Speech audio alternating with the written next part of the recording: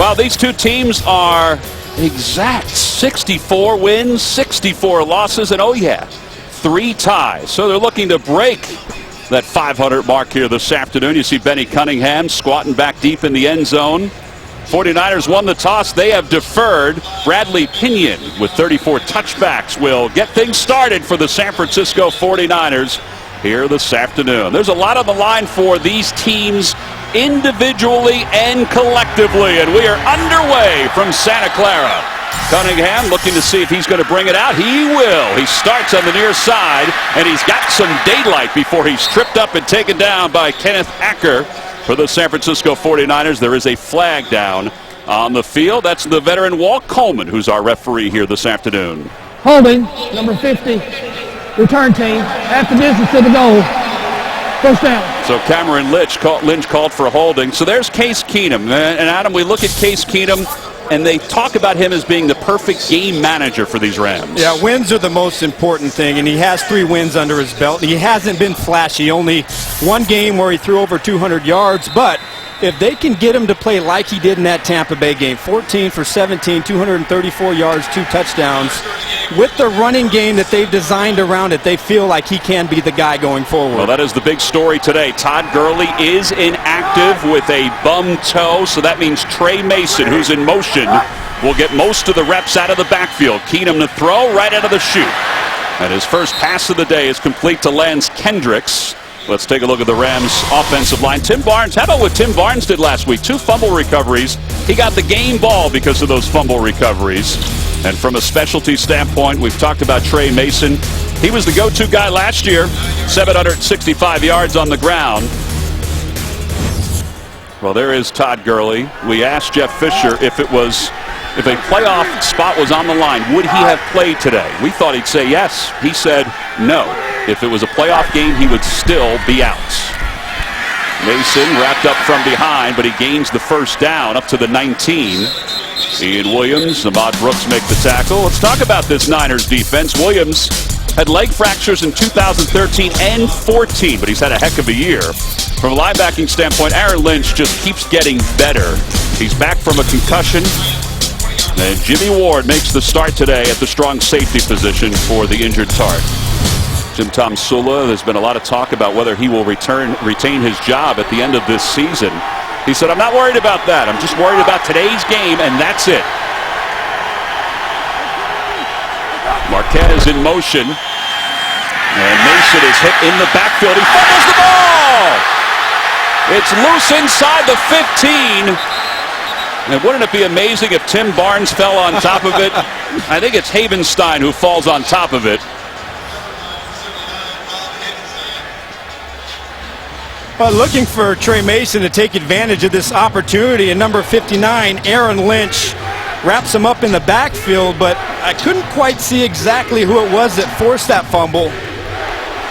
But for a football team that wants to come out here after a big momentum boost last week, beating the Seattle Seahawks, they wanted to start fast, they wanted to finish the game. Big mistake early in this game against the 49ers. That was Navarro Bowman who knocked the ball loose. Second down and 17. Keenum to his tight end for a second time. And Ahmad Brooks takes him down. Jeff Fisher had his team stay in the Northern California area this past week after the victory over Seattle.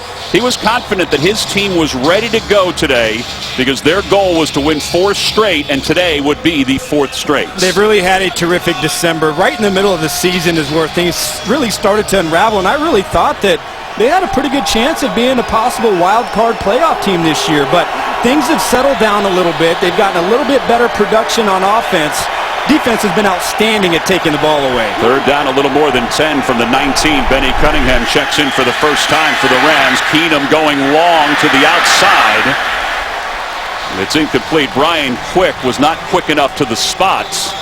It'll be 4th down. One of the things that Case Keenum talked about in our meetings is the fact that he's going to have to decipher what this 49er defense is doing. Last week against the Seattle Seahawks, it was a static defense, and they knew pretty much what coverage it was going to be, but they felt like Eric Mangini wanted to disguise, but they wanted to take advantage of the defense. When they did disguise, they wanted to go downfield and make him pay. There's Marquez, who went in motion into the backfield as an extra blocker for Hecker, the Pro Bowl punter.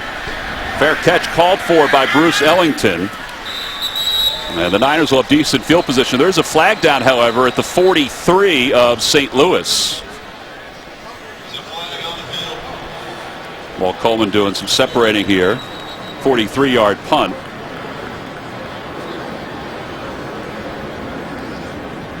Nobody wants to get hurt on this final game of the season. Nick Bellore lost his hat on that particular play. Personal foul, grasping the face mask, number 53 of the kicking team. That 15-yard penalty will be added to the end of the play. First down. Darren Bates called for the personal foul. He took the helmet off of Bellore. 49ers will have it when we come back. Number 2 is Blaine Gabbert making the start for the Niners. 9 touchdowns, 6 interceptions. He really has improved his game at quarterback.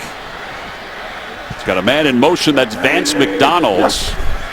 Off the play fake, he's looking to throw right out of the chute. Overthrows Blake Bell, his other tight ends. It'll be second down. Take a look at the offensive line for the Niners. Trent Brown makes the start again at the right tackle position. That moves Eric Pears over to the guard spot. And the specialty players, Anquan Bolden. What a special guy he has been. Greg Williams, the defensive coordinator for the Rams, was speaking in glowing terms of the toughness of Anquan Bolden. On second down and 10. Handoff is given to DeJuan Harris, who is stopped behind the line of scrimmage. Mark Barron comes up to make the tackle. Aaron Donald could be the defensive player of the year in the National Football League. We'll talk more about that as the game goes on. And from a linebacking standpoint, how about the week that Akeem Ayers had last week? He covered a fumble for a touchdown, had a sack. And Mark Barron, who just had that tackle, I think he's one of the most interesting stories in the NFC. Third down and 13. First series of the day for the Niners. Gabbert slant pass is caught. Torrey Smith. Let's go to JB in New York for an update on Tom Coughlin. All right, Tom, and the New York Giants lost in a high-scoring affair against Philadelphia today. After the game, most of the questions centered on Tom Coughlin's future. No one has decided anything. Where do the reports come from? Did you get initials? Did you get some initials? Anybody got anything else? Thank you. As you know, Tom, it was widely reported that he would resign after the game. That clearly was not on his mind. Back to Tom McCarthy. All right, JB. What a special guy Tom Coughlin has been for not only the National Football League, but football overall. We'll see what his future is, like a number of coaches. The next 24 to 48 hours as Tavon Austin lets that ball bounce inside the 15. Second possession of the day for Case Keenum. Let's see if he gets some offense rolling when we get back. The NFL on CBS is sponsored by Southwest. Transparency.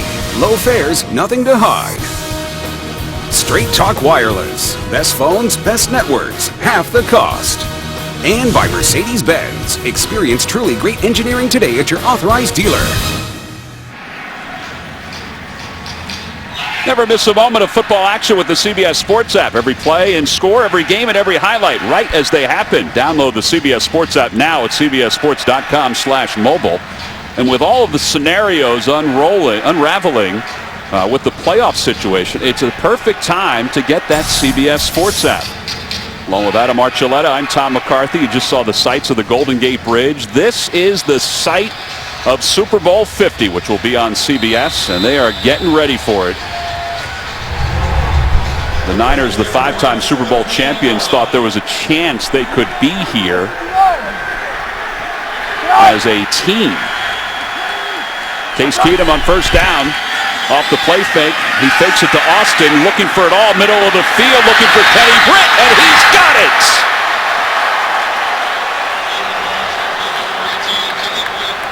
Tremaine Brock was in on the coverage, but Kenny Britt got some freedom. Well, play action pass, and you can see the free safety comes up, bites on the run, And then Kenny Britt down the field, and if there's one thing that's kind of emerged since Case Keenum has taken over at the quarterback spot is a connection downfield to Kenny Britt. He had a nice 60-yard touchdown against Tampa Bay a few games ago. Last week they burned Richard Sherman on the sideline, and here you go, Kenny Britt down the field again, and a nice strike by Keenum. 54-yard pass play. Austin's in the backfield. He'll take the handoff, and he gets to the edge and then bounces quickly inside the 25. He can dance with the best of them. There is a flag down as he gets to the 20 before Keith Reeser takes him down. Boy, he is fast.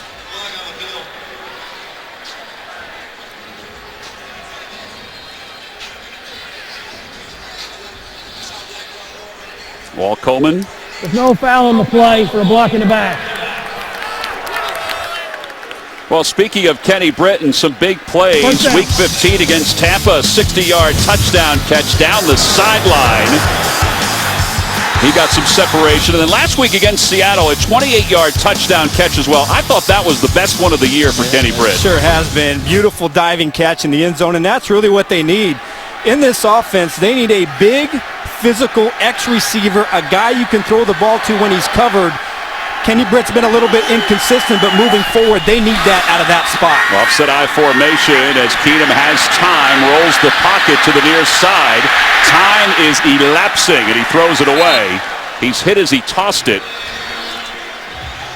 Well, we talked about the AFC playoff picture. We're going to keep you up to date as the day goes on. The big news today, the Pittsburgh Steelers were essentially bailed out by the New York Jets. It's really unbelievable. This was the New York Jets game to lose, and it's really shocking that they didn't show up and play the Buffalo Bills a little bit better. The other thing that I'm looking at is Cincinnati now has a chance with New England losing to creep into that number 2 spot, get a first-round bye, and if anybody needs that in the AFC, the Bengals need that to give Andy Dalton that extra time to heal. Yeah, he'll be evaluated this week by a hand specialist.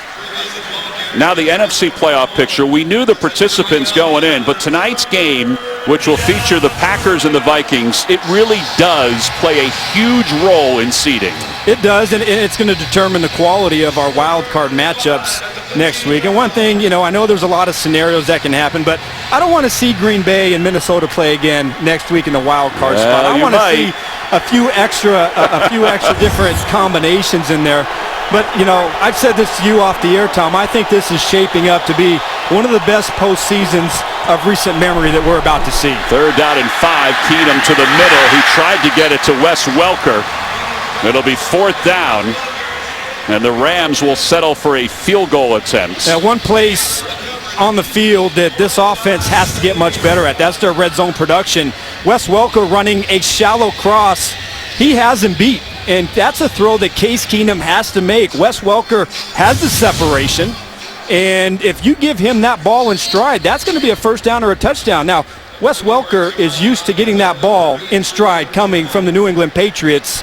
Very few times is that ball overthrown. This will be a 33-yard field goal attempt for Zerline. It's a good snap, and the kick is on its way, and it is good. The Rams strike first. They lead it 3-0 here at Santa Clara. The Walter Payton NFL Man of the Year Award presented by Nationwide has a long history of honoring players who have significantly impacted both the game and their communities. Each NFL team nominates one player for the award, and 3 finalists will be announced later this month, with the winner being announced at the NFL Honors Awards show on February 6th on CBS. And there's Chris Long, who's the nominee for the Rams, and Anquan Boldin, the nominee for a 2nd straight year for the San Francisco 49ers. Anquan gives out 5 $10,000 scholarships to high schoolers in Florida and San Francisco. Jim Tom Sula, his first year. Could it be his last year? Well, obviously there's a lot of talk, and there's been reports even today that this could be his final season. Here's the thing. The locker room, they love him. The players seem to really gravitate to a guy that, you and I have met so many people in this business. This is one of the good guys right here. Yeah, it is. And look, I have no idea what it's like in that locker room, and I can't really tell you what kind of a coach he is.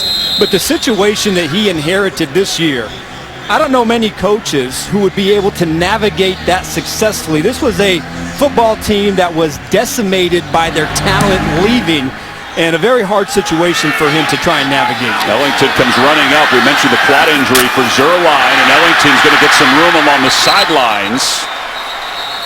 And again, a couple of helmets being knocked off as the return took place.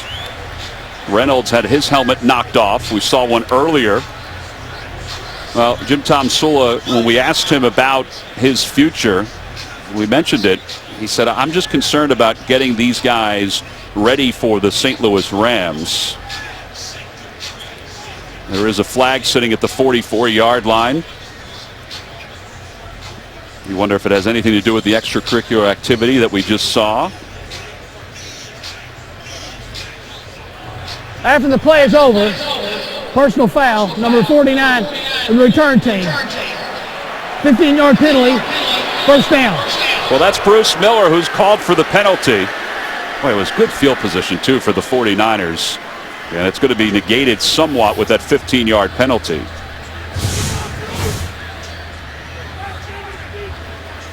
He was shoving Bryant. Bryant shoved back, but I don't know what Bruce Miller did. Yeah. I don't think he did anything right there. I think that one should have been called on St. Louis if anybody, but such is life, Tom. Such is life in the NFL. That's Blake Bell in motion. Mike Davis is in as the tailback in this I formation, and he'll take the first run up across the 25 in a beautiful spin move across the 30 for a first down. Aaron Donald makes the tackle. It's a gain of 13 yards. They were happy about having Mike Davis back here for this game. Yeah, really big opportunity for him, and Bruce Miller comes in there, gets a really good isolation block on the strong safety right there, number 31, Maurice Alexander.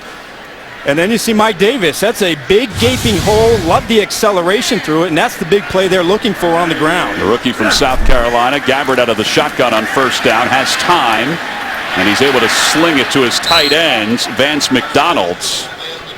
They gained only 2.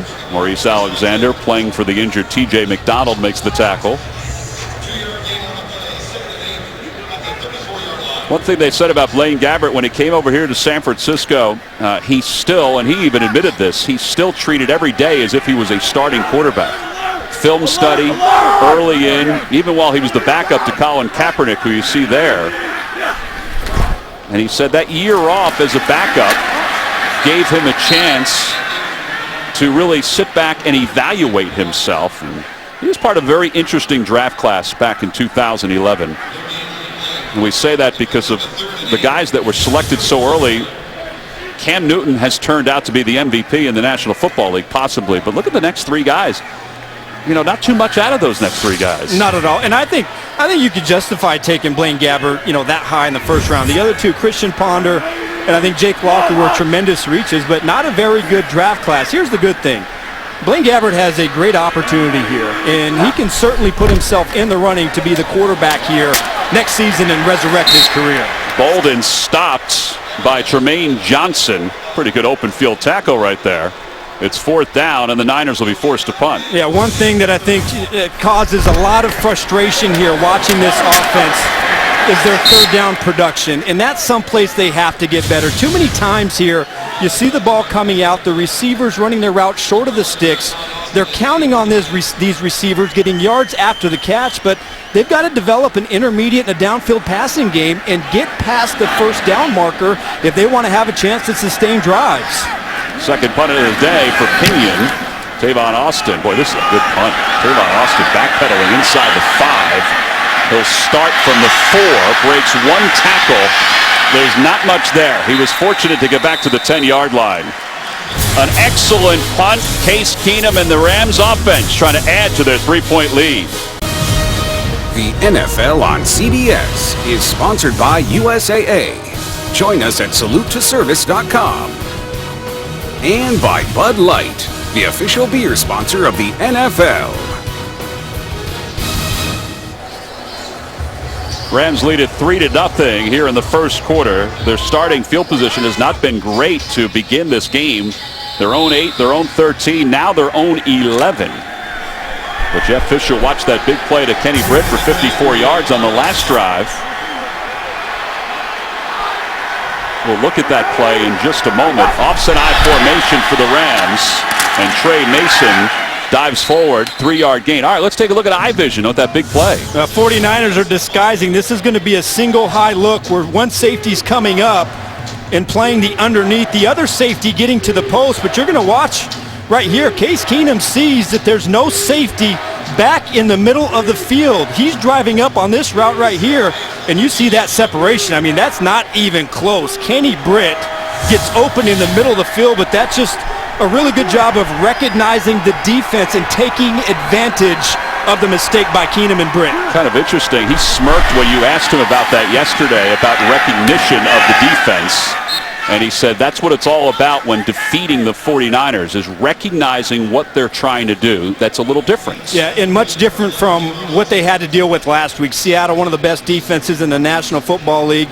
They don't do a lot of disguises. They kind of line up in their defense, and you know exactly what you're going to get, and you just have to go out and execute. But Eric Mangini wants to create a defense that uses a lot of deception and a lot of disguise, and so it's going to be a much bigger challenge for him in his pre-snap reads and understanding where to go with the football. Well, here's a 3rd down and 1. The Rams 26% this year on 3rd down. It's worst in the NFL. And they're going to go to Trey Mason, and Mason is wrapped up by Navarro Bowman in the backfield. A loss of 1 on the play. It'll be 4th down. A remarkable story, his return to prominence after missing all of last year. Well, you're going to have to deal with the NFL's leading tackler, Navarro Bowman. He diagnoses this thing right off the top. He knows exactly where this football is going. He penetrates through the line of scrimmage and gets to Trey Mason before he can pick up the 1st down.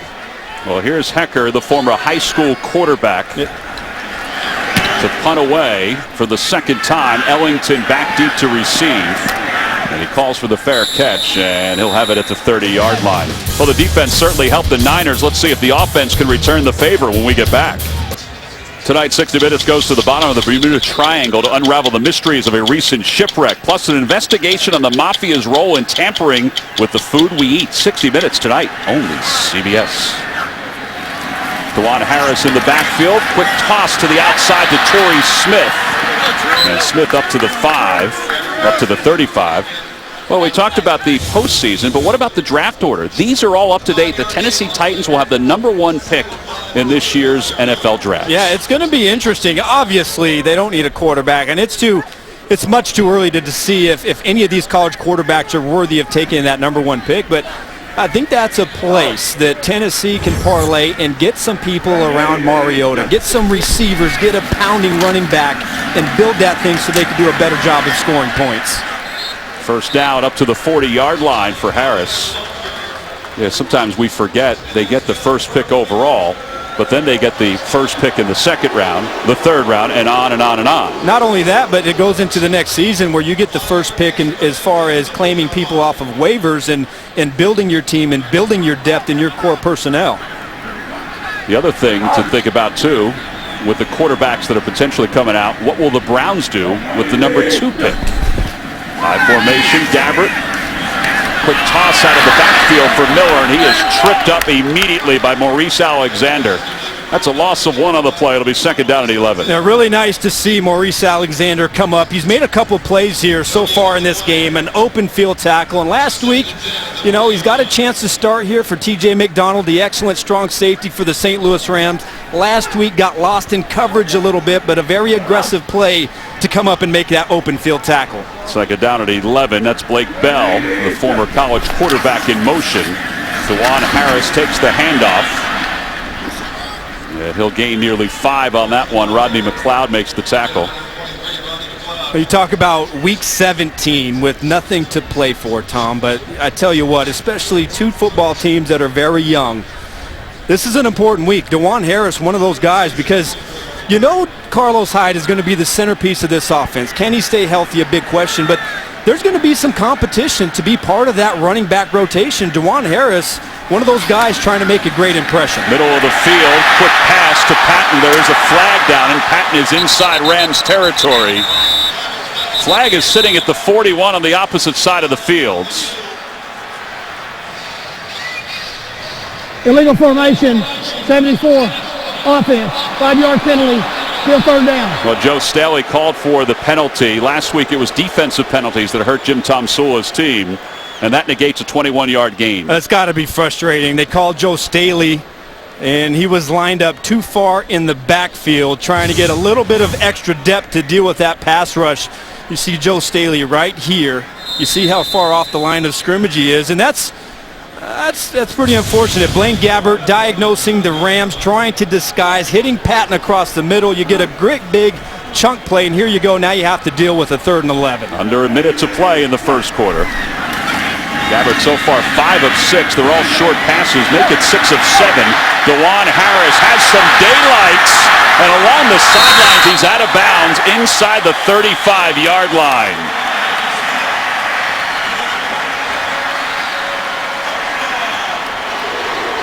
So that's 31-yard gain. That's what you should expect on 3rd and long. You know they're going to be conservative. They're not really trying to be aggressive in throwing the ball down the field, but Daniel Kilgore, the center.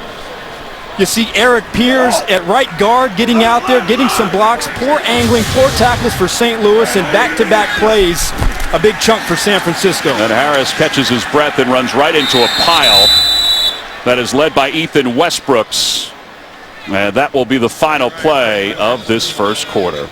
Well, not a whole lot of offense. The Rams up 3-0. We'll return to Santa Clara after these messages. You're watching the NFL on CBS, home of Super Bowl 50. Wednesday on CBS, don't miss the biggest names in movies, music, and TV when Jane Lynch hosts the People's Choice Award. Live Wednesday, 9/8 Central, only CBS. Some St. Louis Rams fans, we saw them at the hotel earlier today. Could they be getting used to California weather? Well, it'll be a little warmer where they possibly could be going towards Southern California. And they may be unveiling those vintage Rams jerseys again, which they used when they were in Anaheim and in Los Angeles. That'll be a big story for the National Football League the next several weeks. July 12th and 13th is when the owners' meetings take place. Here's Gabbert on 2nd down, and Bolden gets position, and he's going to walk into the end zone. Touchdown 49ers.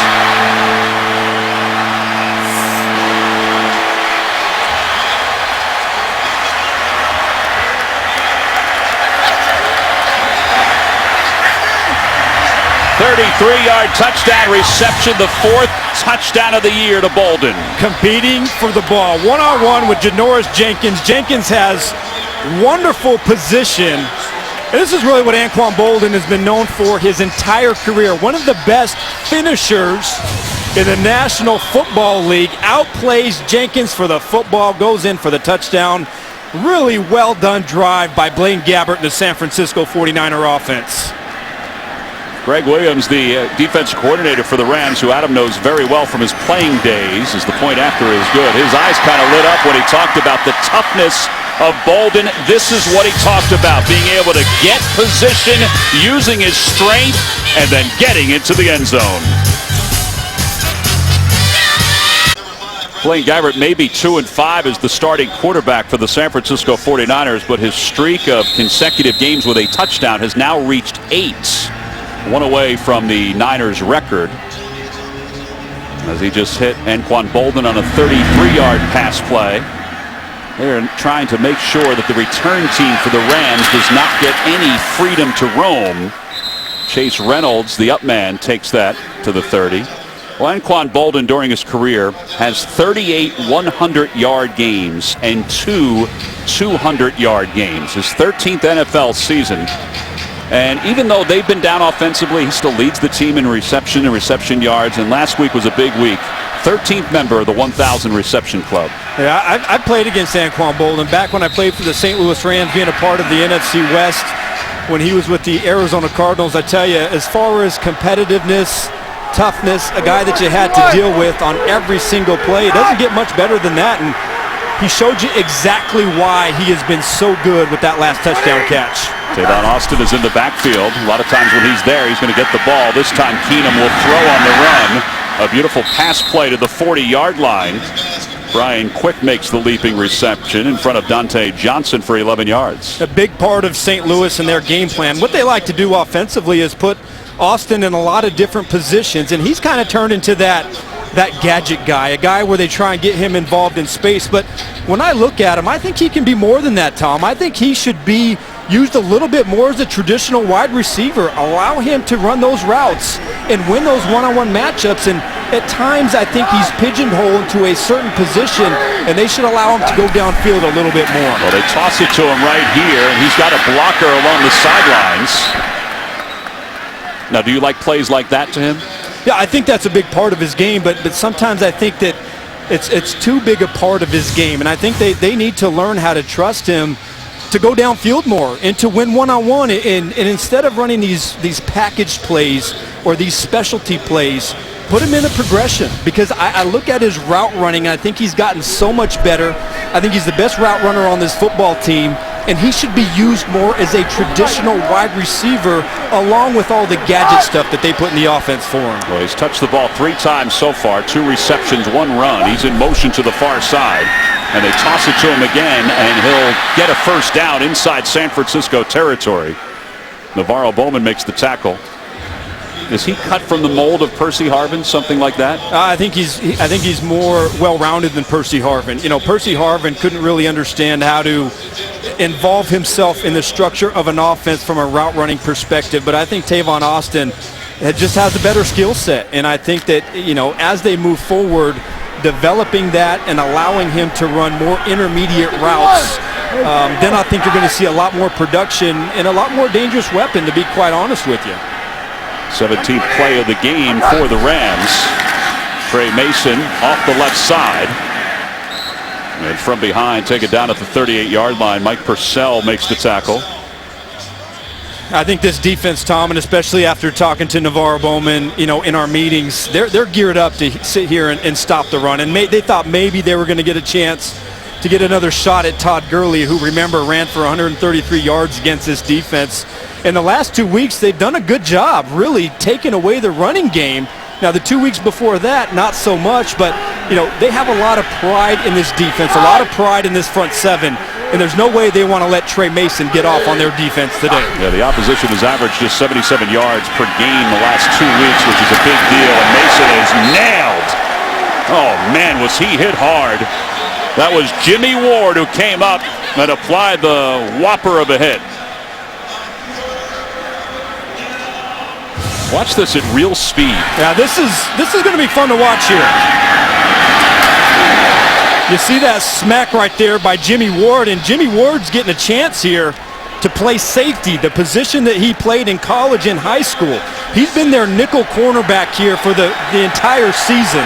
He's done an excellent job playing in the slot, but because of the injury to Jaquaski Tart, they're putting him at safety to see what he can do. St. Louis 0 for 3 on 3rd down, facing a 3rd down here. Keenum has time, but his pass is knocked away. Eric Reed in on the coverage of Jared Cook. I don't think Cook would have had the first down anyway. Well, it's what you want to see from the offensive line. This is a pressure look from Eric Mangini.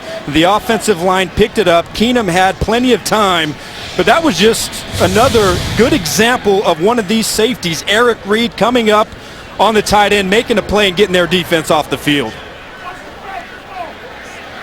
Hecker 2 punts so far, but don't forget he has thrown more passes as a punter than anybody else currently in the National Football League, active punters. It is 4th down and 4. You see it, you know, all these different formations, not a traditional punting set right there. You've seen it here in the first 2 punts of the game, but they didn't have great field position. Offense, 5-yard penalty. They decided to decline the penalty. 4th down. I don't know, declining that penalty may play into the hands of John Fossil, the special teams coordinator. We're going to see a fake punt today. Just one? We're going to see. Well, we might see more, but we're going to see something in the kicking game. Keep an eye on Bradley Marquez, their special teams ace, number 15, when they align in punt formation. So they decline the penalty on 4th down, and Hecker's going to throw it. He's looking for Marquez, and Marquez is shoved toward the end zone. Incomplete. Ellington became a defensive back. Boy, Marquez was shoved as he was going for that pass play. That's the first one. We might see more as the game moves on. The NFL on CBS is sponsored by Geico. 15 minutes could save you 15% or more on car insurance. T-Mobile. Ditch your carrier and switch to the Un-carrier. And by Honda. Hurry in for great deals during Happy Honda Days. Well, the 49ers Museum here at Levi's Stadium features 11 unique galleries and exhibits chronicling the past, present, and future of this storied franchise. Well, we mentioned that Hecker was an outstanding quarterback in high school before he went on to star at Oregon State as a punter. And he had 6 pass completions already under his belt during his career. And 3 of them took place in 2012, including a touchdown on his first career attempt. There it was right there. How about that one from his own end zone? So you got to be on your toes when the Rams have Johnny Hecker back to punt the ball away. That's a big weapon, and Jeff Fisher really believes in giving a punt return defense a lot to think about on a punt. A high formation on first down. Gabbert off the play fake, and his pass is incomplete, intended to Mike Davis. Now, we thought that there could be pass interference on this particular play on Tremaine Prock. No pass interference on a punt because the defender doesn't know. Oh, excuse me. There is pass interference on a punt. You see the contact right there down the field, but Bruce Ellington, with great recognition, coming from the middle of the field, almost, comes up and breaks up that pass. Good recognition by Ellington. Yeah, any forward pass, whether it be as a quarterback or as a punter in that case, there can be pass interference as DeJuan Harris gets up toward the 45-yard line. So that was a blatant miss by the officials. That could have easily and should have been pass interference. I thought, looking at DeJuan Harris, I thought he showed a really good, strong first half last week against the Detroit Lions. And remember, he's only been on this roster for a couple of weeks, signed off of the Baltimore practice squad, but he saw the hole really well last week, had a great burst, and you saw another example of that right there. Oh, getting another chance here. He's got some daylight inside Rams territory. There's nobody in the neighborhood, and he's down to the 10-yard line.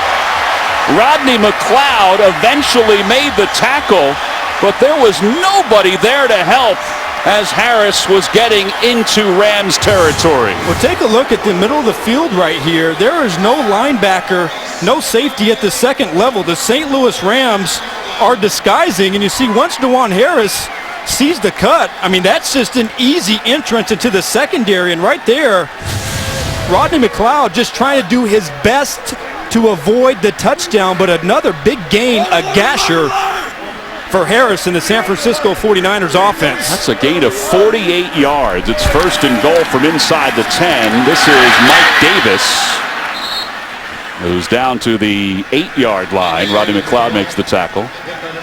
Tom, you see a lot of different looks from Greg Williams, and there's no mistake about it. He loves to bring pressure. He loves to bring a lot of different looks. But here you've seen a couple of disguised looks from their defense, and DeJuan Harris taking advantage of those looks. I think they have to go into more of a base defense. Play this thing straight up. You can't allow a running back free access into your secondary. Yeah, that was remarkable that there was so much room to roam for him. Gabbert from the shotgun on second and goal. He's being pressured. He throws on the run and just throws it away. Aaron Donald was pursuing. So third and goal. One area where they've really seen a strong improvement in their offense here is in the red zone with Blaine Gabbert at quarterback. He's 10 for 13 when he's been able to get in the red zone. Now, they haven't gotten into the red zone very often, only 13 trips, but he has been able to maximize and get touchdowns when they've been in this part of the field. The shotgun again on third down, dancing around. This is one thing the Rams were concerned about, was his ability to roam. No pass interference called as the pass was intended for Vance McDonald in the back of the end zone. Maurice Alexander was in on the coverage. And the Niners will be forced to settle for a field goal attempt. And conversely, this is where the Rams defense has been outstanding. This is just man-to-man coverage where they're going to use the free safety to come down and double on Anquan Bolden. There's nowhere for Blaine Gabbert to throw the ball. Maurice Alexander again with really tight coverage on his tight end, and a good stand by that Rams defense after giving up 2 back-to-back big running plays in a row. The veteran Phil Dawson on for a 26-yard field goal attempt, and it is good. And the Niners extend their lead to 7, 10-3 with 9:03 to play here in the first half. Well, DeJuan Harris has played for 5 different teams, which is remarkable to see him settle into the San Francisco 49ers. And today, 6 carries for 57 yards, and he helped set up the field goal by Phil Dawson. Taking advantage of another strong performance and maximizing his opportunities. And last week he only got 11 touches. Part of that is because he doesn't yet know all the protection schemes, and so they have to use a bit of a rotation. But a guy that has definitely taken advantage of his time at running back. Well, 2 scores going on right now, 2 games going on right now. Denver Broncos lead San Diego 7-3, and Kansas City taking care of its business against the Oakland Raiders. And Kansas City, that is a great story. And here's the thing, they've done such a wonderful job here, you know, after that poor start, getting on a roll, winning so many games in a row. There's a lot of teams, Tom, that I can't wait to see how they're going to act when the playoffs start. That they've been great regular season football teams, but you got to love what Andy Reid has done there. And with the emergence of the Chiefs, I got to tell you, that AFC to me is wide open this year. Well, looking to win their 10th consecutive game. Now, meanwhile, for Denver, if they win, they'll have the #1 seed throughout the AFC playoffs, which is also another huge story, considering Peyton Manning is the backup today. Here's Austin, who's dragged down from behind by Aaron Lynch. He dragged his jersey. He did not drag the collar down. But Aaron Lynch showing a little muscle right there to pull him down.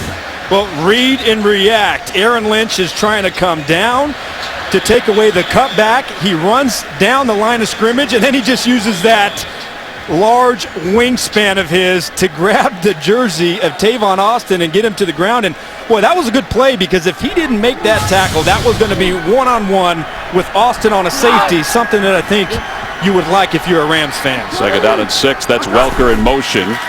And the handoff is given to Malcolm Brown, who was just activated today. And Brown gets across the 35. Navarro Bowman makes the tackle. Undrafted free agent out of Texas, off the practice squad. Jeff Fisher told us yesterday he's probably going to get 4 or 5 reps depending on how he plays. The one thing that Jeff Fisher said to us, he said, hey, he's a big dude. Like, he's going to rumble through. Yeah, and what did he say? He said, hey, I like to stockpile running backs. Yeah. And so they have running backs that fit a lot of different roles. And like you said, they love his size and his physical style. So he gets it again and moves the pile up across the 40 to the 41. Todd Gurley, who is inactive today. Again, we mentioned before that Jeff Fisher told us yesterday, even if the Rams were battling for a playoff spot, Gurley would not have been active today. I don't know. You believe that? I have to believe the man. He told us yesterday that. You get a chance to get back to the playoffs after a 10-year hiatus, and you're not going to put your best player in there? I have to believe the man, Adam. All right. I guess I do too, but I don't. 2nd down and 6. Another 1st down. That'll go to Brian Quick, his 2nd reception inside San Francisco territory. Well, speaking of Todd Gurley, is he the offensive rookie of the year? Pretty good class. Well, I think it's really hard, and it's pretty unfortunate that 3 of these rookies are not going to get a chance to get into the playoffs. And a guy that's not on there, even though I love Todd Gurley, but very quietly, that you didn't hear a lot before the season, David Johnson in Arizona, who has really started to come on and be a major part of one of the best football teams in the National Football League, the Arizona Cardinals, as well. So would you pick Gurley? I would. I think he has been the best, although I like what Jameis Winston has done in the 2nd half of the season. Malcolm Brown again down to the 45, a gain of 2. Navarro Bowman makes another tackle. That's 5 on the afternoon for Bowman.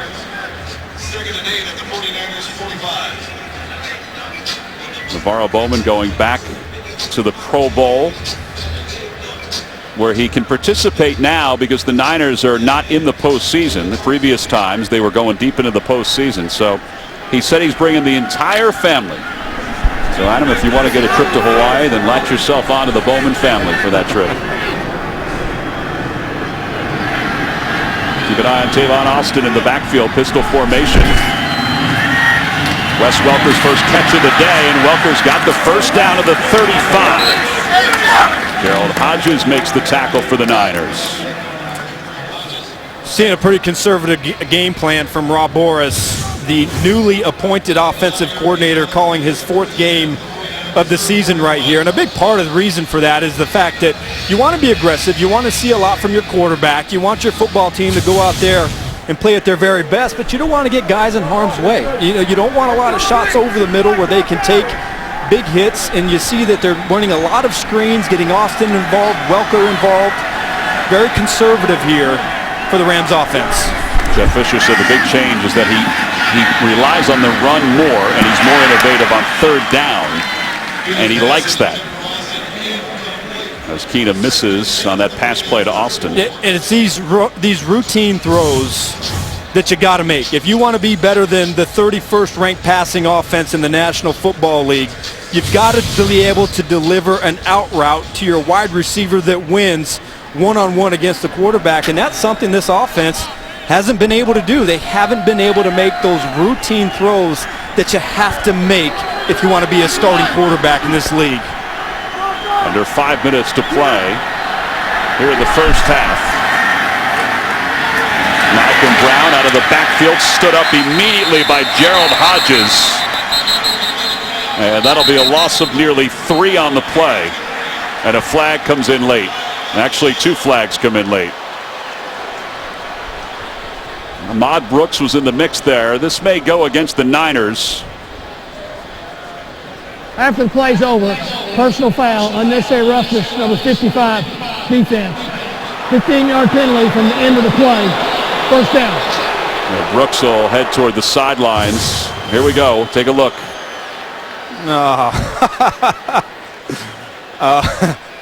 He got hands to the face, but again, St. Louis Rams.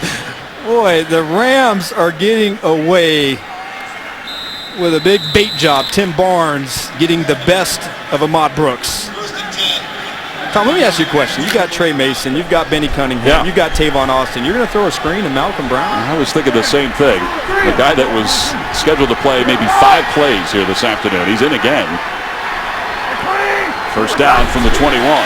He'll get it again. And he's wrapped up from behind and taken down. That's Eli Harold, the rookie out of Virginia, who they say is getting better and better as this year has gone on. Good play out there by Harold, but Eric Armstead, the team's first-round draft pick, completely dominated that right side of the St. Louis Rams offensive line, just getting at the rookie Rob Havenstein from Wisconsin, and that's the reason why Harold was able to come up and make that play. But that's what they need from number 91 at the point of attack in the run game, getting into the backfield. Second down and long. Keenum to the far side for Austin, who makes the diving reception inside the 15. Dante Johnson on the coverage. He'll be shy of the first down by about 3 yards. See, Tom, I like that. That's the timing you want to see. Austin selling that he's going deep, and as soon as he comes out of his break, Case Keenum hits him right on time and right on target. You see the mechanics in the pocket was very good. Tavon Austin makes that diving catch, but that's that timing and the precision that you need in the passing game to be productive. In the backfield is Benny Cunningham. Case Keenum is directing some traffic to the far side of the field. On third down, middle of the field, leaping attempt by Brian Quick, and it's broken up by Eric Reed.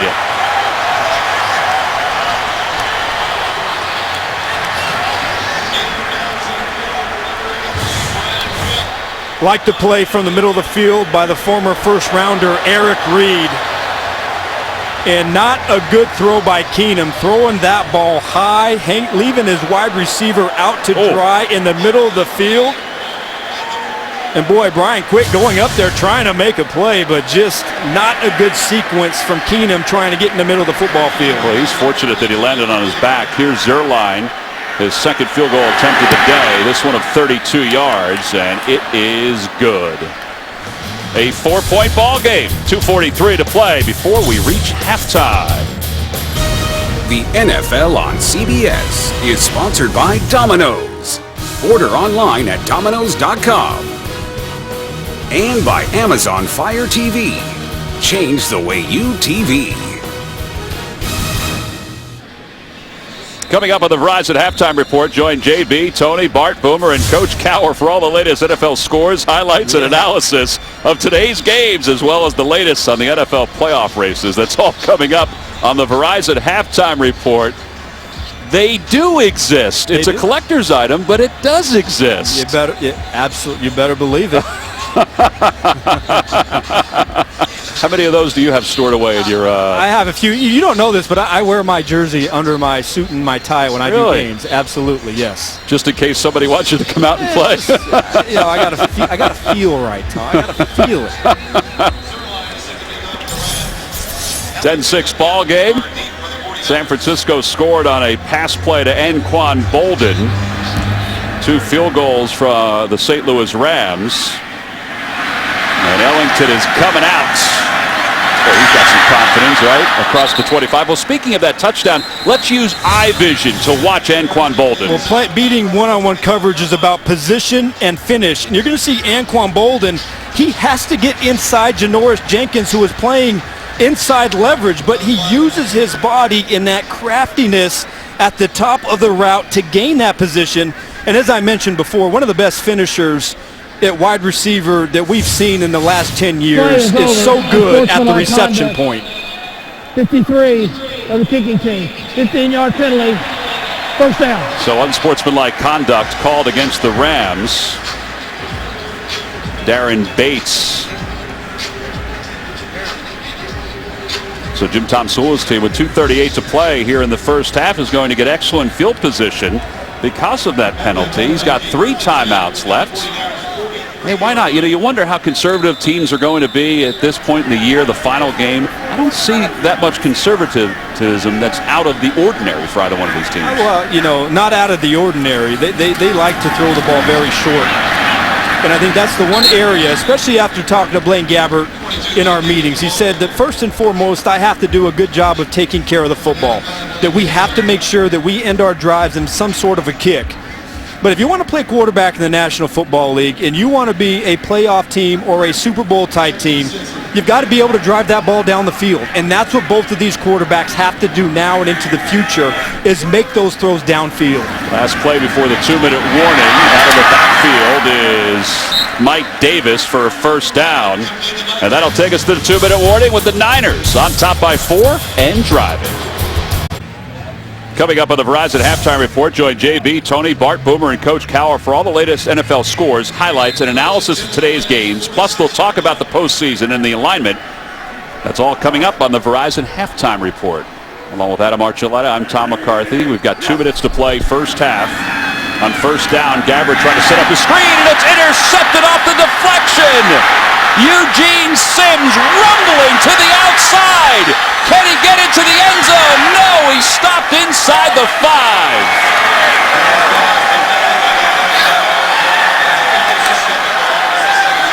For Greg Williams and the Rams defense, it is a dream play. Aaron Donald with the tip, and then Eugene Sims with the interception.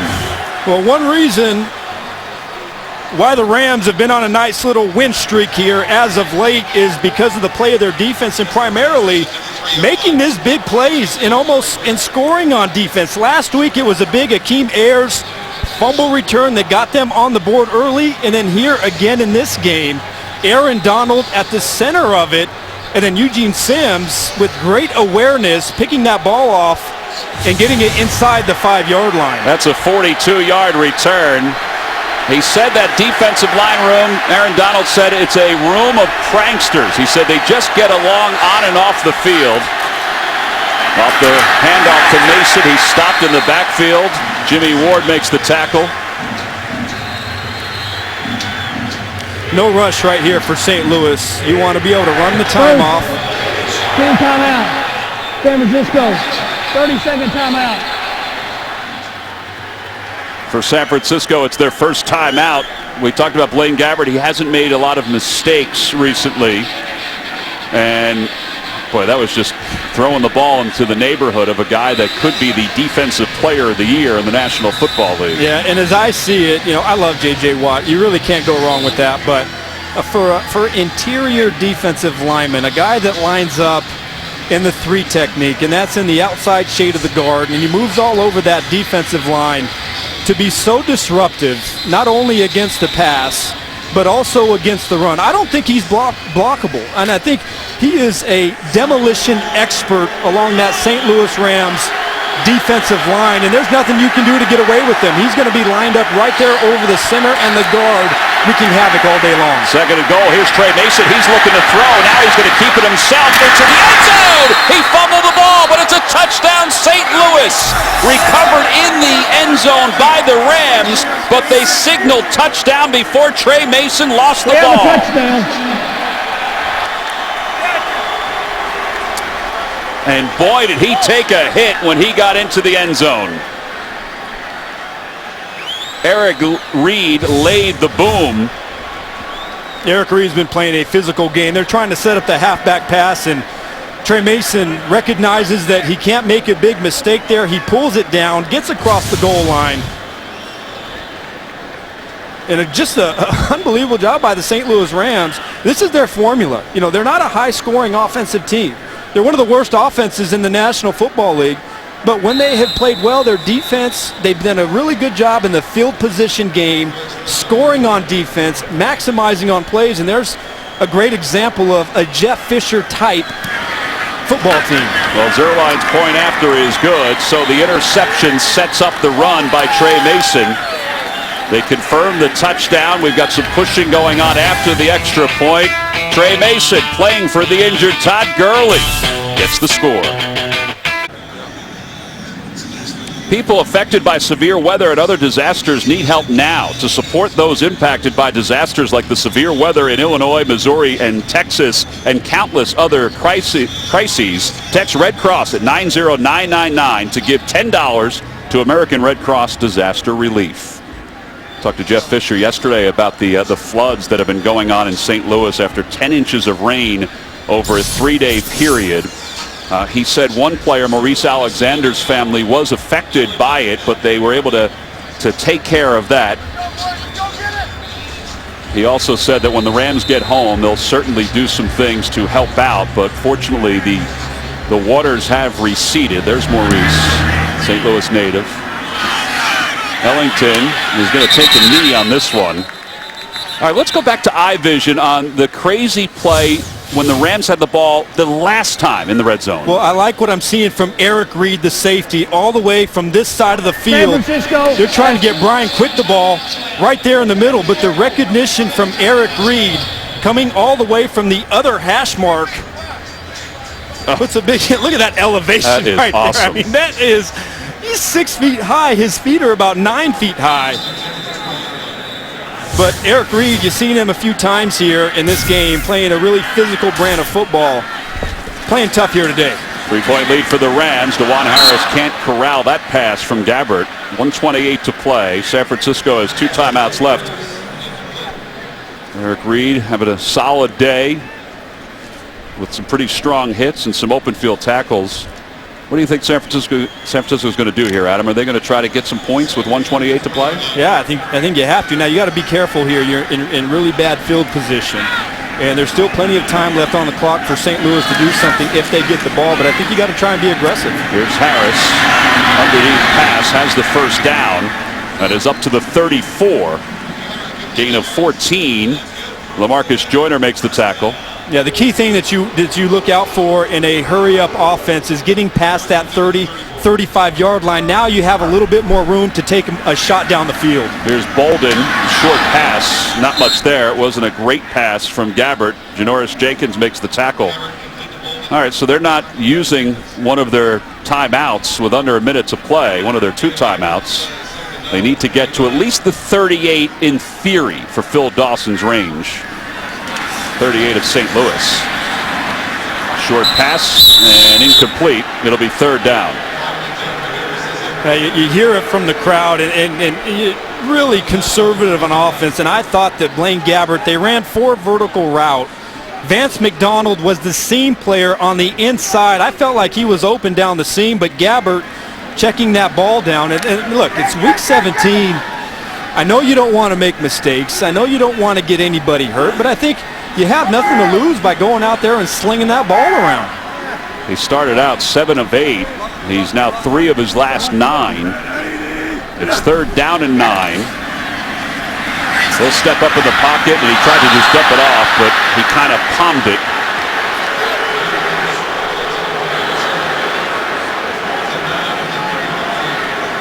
Well, he says it's his bad, and it looked like it was once he stepped up in the pocket.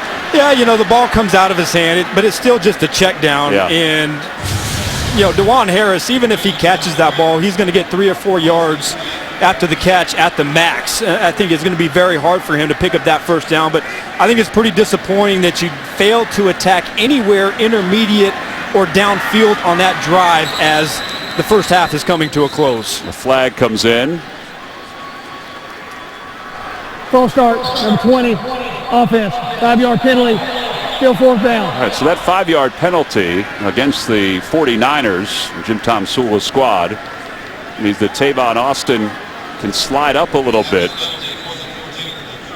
This is one of the more prolific punt returners in football. He has a touchdown already this year. I thought he was going to go last week against the Seahawks. He calls for the fair catch and comes running up and grabs it at the 34. Well, we've had some fun with our eye vision. So take a look at the touchdown by the St. Louis Rams and Trey Mason. Yeah, I'm kind of digging this. This is a halfback pass, and you see Trey Mason is going to come out here to his right, and they're looking for, I believe, Bradley Marquez right there in the back of the end zone, but he's covered up, and then he sees, hey, I got to go out there. I got to make something happen. He tucks the ball away, gets across the goal line, takes a big hit from Eric Reed, but that was pretty good execution by Trey Mason, the second-year player for the Rams. All right, so the Rams are up by 3. They have 3 timeouts, and they've got a guy in Greg Zuerlein who has a 61-yarder this year. Now, he is battling a quad injury, but they have an opportunity to maybe get some more points. Off the play fake. Marquez right at midfield. Looks like he may have lost the ball for a moment, but they're going to say that play was done as they mark it at the 49. Hey, got plenty of time here, 19 seconds left, and you know that you don't have to get too many more yards to get into the field goal range by Zuerlein, and 3 timeouts. And now they're calling that an incomplete pass. Incomplete. I think he caught it. 2nd down. I thought he caught it too.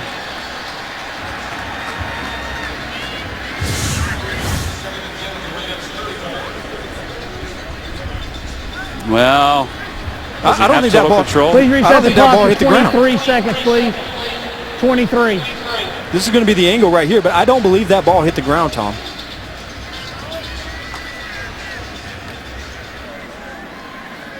Boy, that's awfully close. I think he has it. I think he has it. I think he trapped it against his forearm. Yeah. And I think I see some space right there. The previous play will be reviewed. All right, so we're under 2 minutes in the first half, so they will review this. We'll take a timeout. Jeff Fisher happy about at least the fact they're going to take a look at it.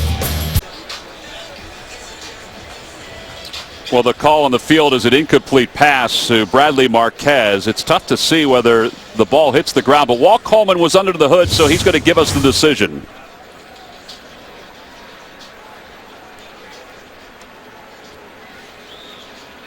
After reviewing the play, the ruling on the field stands. Incomplete pass. Mike Carey, our officiating expert. Mike, what did you see from New York on that play?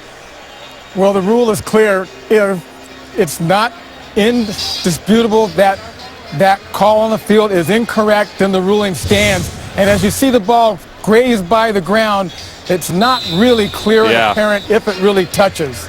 And so the rule on the field is what should persist, and that's what happens. Mike, if they had called that a catch, do you think the same thing would have happened, that they would have marked the ball in favor of the Rams inside 49ers territory?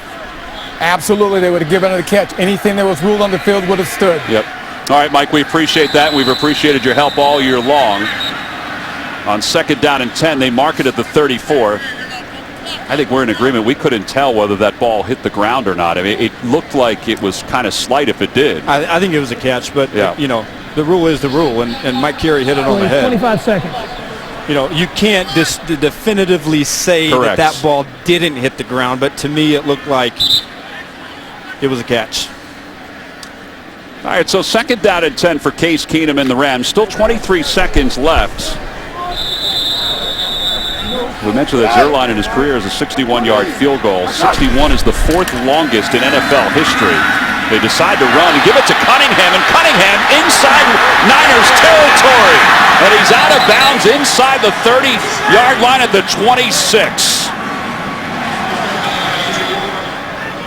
Well, we've seen 2 runs today, one for the Niners, one for the Rams, where these guys are getting wide open in the secondary. Good work right here by Benny Cunningham, who does most of his best work on 3rd downs, and he reads the block inside. You see that beautiful little stutter step to his left to elude the tackle of Navarro Bowman, and then he has the acceleration and the explosion to get into the secondary and put the Rams into threatening position. That's a 40-yard gain, and you're right. The force of Bowman missing on that tackle was what broke that free for him. On 1st down, Keenum looking to throw. He's looking for the end zone on the near side for Austin, and he overthrows him. It's interesting because it looked like the Rams were just kind of going to concede right there and going to halftime running the ball. But, boy, Benny Cunningham showing his worth right here to the offense. Well, with 9 seconds left, Jeff Fisher's decided to send the field goal team onto the field. We mentioned that Zerline has a big leg. His 61-yard field goal was back in week 9. And this will be a 44-yarder.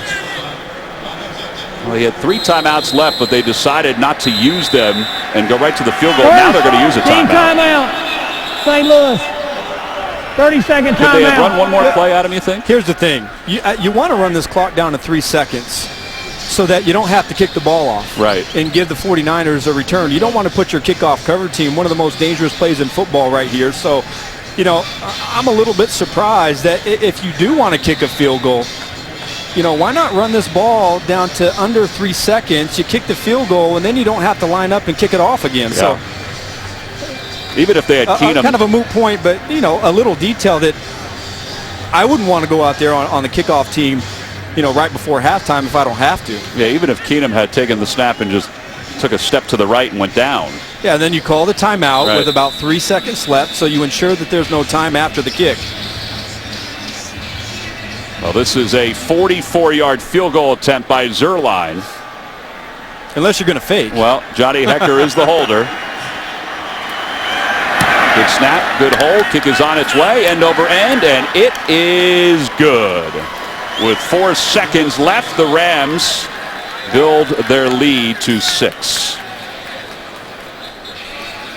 Next weekend, we'll have 2 days of college hoops on CBS. First, an SEC clash between LSU and Florida on Saturday. Then on Sunday, a Big Ten battle between Ohio State and Indiana. It's all right here on the road to the Final Four.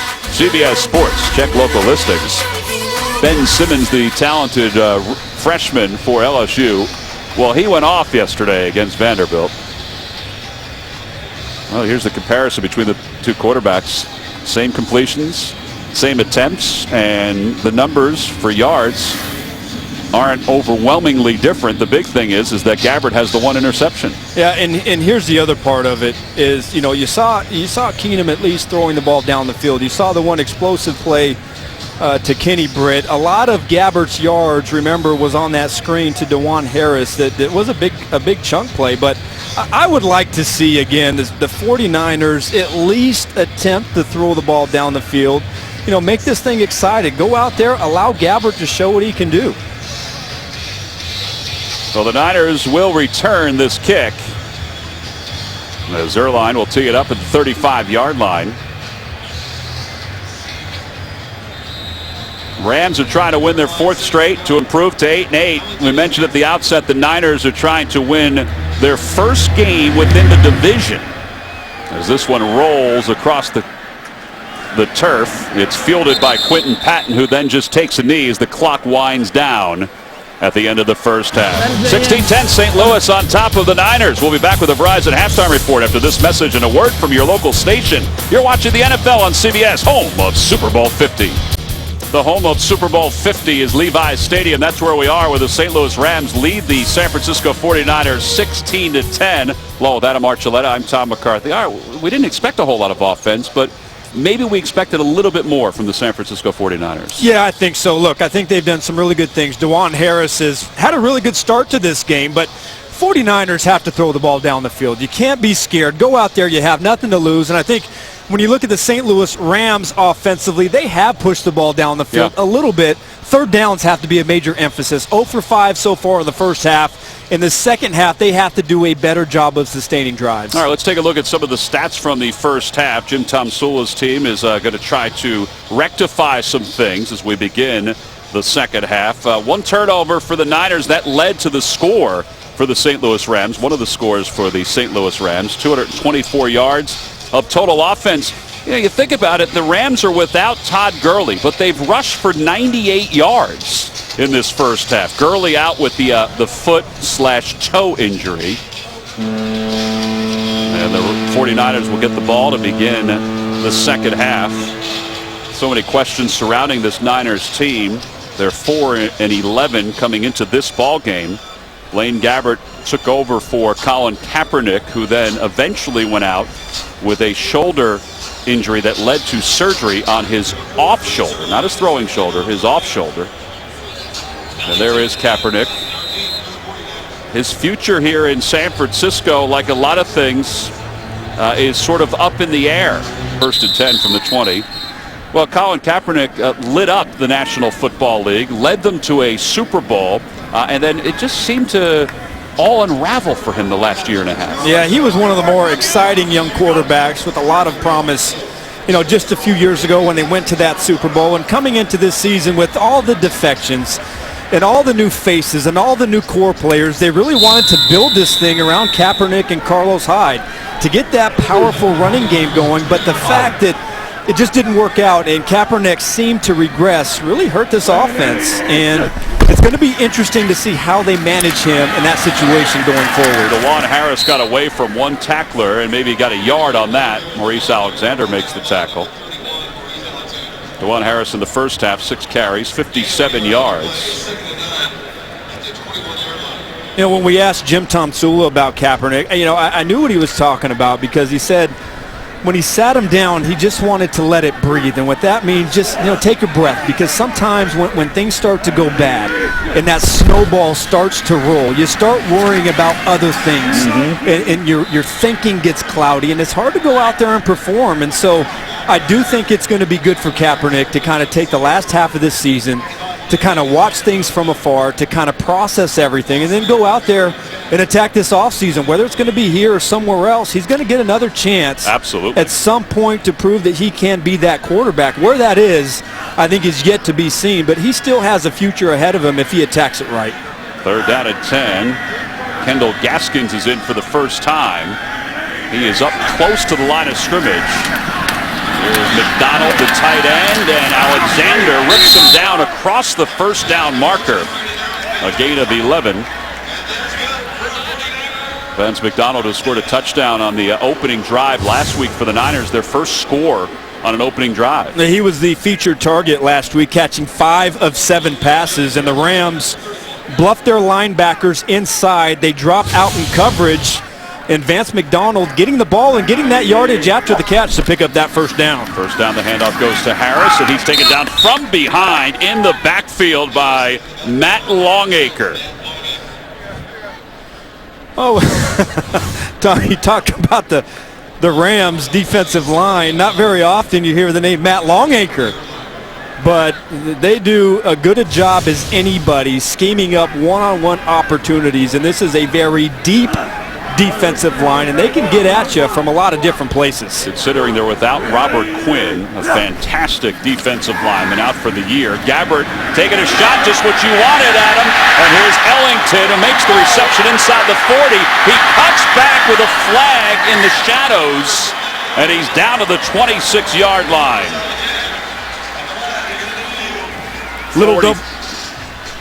Little double move, Tom. Prior to the pass, illegal contact, 22 defense. The penalty declined. Play results in a first down. And Bruce Ellington had a season-high 4 targets last week. And it's not much of a move right there. You see Tremaine Johnson, he kind of bites after a very conservative game plan in that very first half. And I like the aggressive nature of Jeep Chris coming out, baiting Johnson into jumping that route, and a good pass by Gabbert down the sideline. 44-yard gain. Here's Gabbert. It's a run for the first time. His pump frees him for a first down. You know, every time we talk to coaches who are facing a quarterback that can run, they talk about how concerned they are with that. And they were concerned about this. And Gabbert, really, when you watch him, his best numbers are outside of the pocket. He has 64% completion percentage when he's able to break that pocket. And that was a big point of emphasis for Greg Williams. They want to make him, throughout the course of this game, play inside that pocket and trying to force him into mistakes. Second down and 1. They'll give it to Harris. Harris has been slow to get something going. Akeem Ayers blew that one up in the backfield. And then Tremaine Johnson cleaned it up.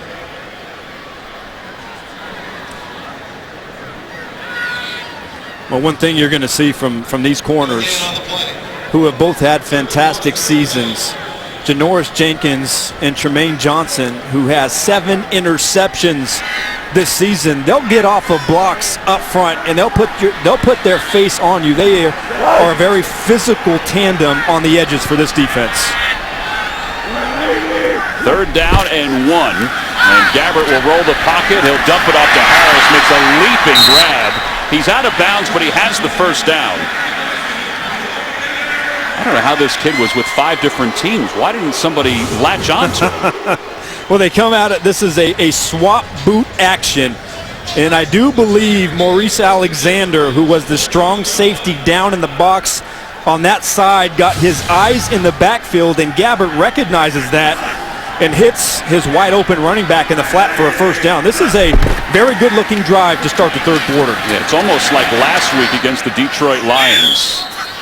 Their opening drive and really the opening half was very solid for the 49ers. And they completely fell apart in the second half. Sure They did. started out, I think they rushed for 122 yards there in that very first half. And in the second half, only 3 rushing attempts for -1 yard. But again, I like how they opened this thing up, throwing the ball down the field. Bruce Ellington coming down with it. Now, again, they are in scoring position.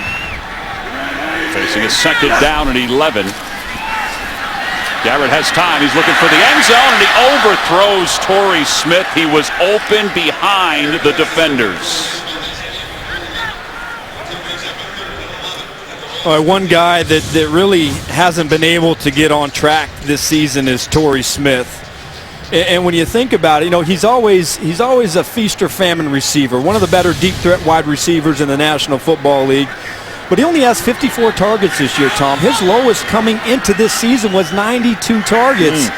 And a big part of that is they just haven't been in sync. The protection has failed. They just haven't been able to get the ball downfield. Well, they go underneath to Blake Bell, and Bell gets to the 10-yard line, but he's well shy of the first down. Mark Barron was in on the coverage, so they're going to settle for a field goal attempt by Phil Dawson. And a drive that's going to be more than 5 minutes in length to begin the second half. Yeah, you'd love to be able to capitalize by getting 6 points and getting touchdowns. The second time today that they've been in a scoring opportunity and not come away with a touchdown. And you got to credit the Rams, who have been very good in this part of the field for forcing the field goal. 28-yard field goal attempt for Dawson. He's 1 for 1 today. Make it 2 for 2 this afternoon. Niners are within 3. Their opening drive successful. They get some points. Tuesday on CBS, NCIS and NCIS New Orleans team up for a special 2-hour crossover event. Don't miss a minute. Tuesday starting at 8, 7 Central. Only CBS. We are not in Green Bay, although it is a little brisk here in Santa Clara. There's some rain that's coming this way. Something that the folks here in California are certainly used to.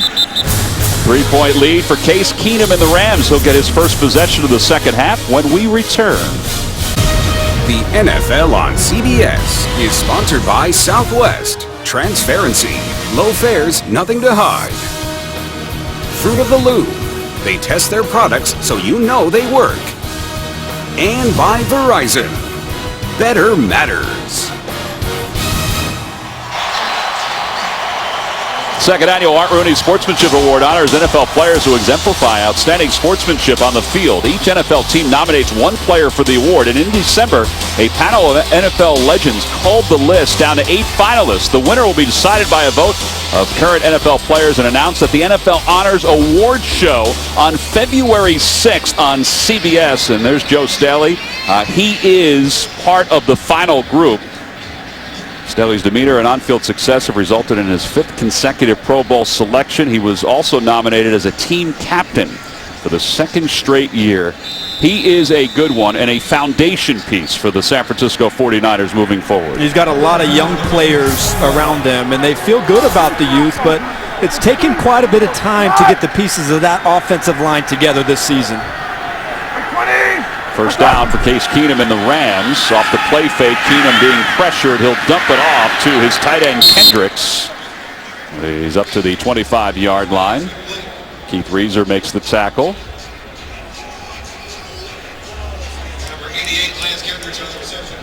Case Keenum, who was with the Houston Texans. That felt good because he went to the University of Houston. Then to the Rams. Back to the Texans. Hey, there was a big roar, and it wasn't for Adam Archuleta, but it was for Steph Curry, the reigning MVP. He's a little hotter than me right now, I think. You know what I mean? I would say he's a little hotter than you. Here's Mason. Mason maybe gets a yard.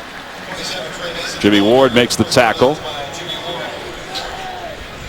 Again, Mason is playing for the injured Todd Gurley.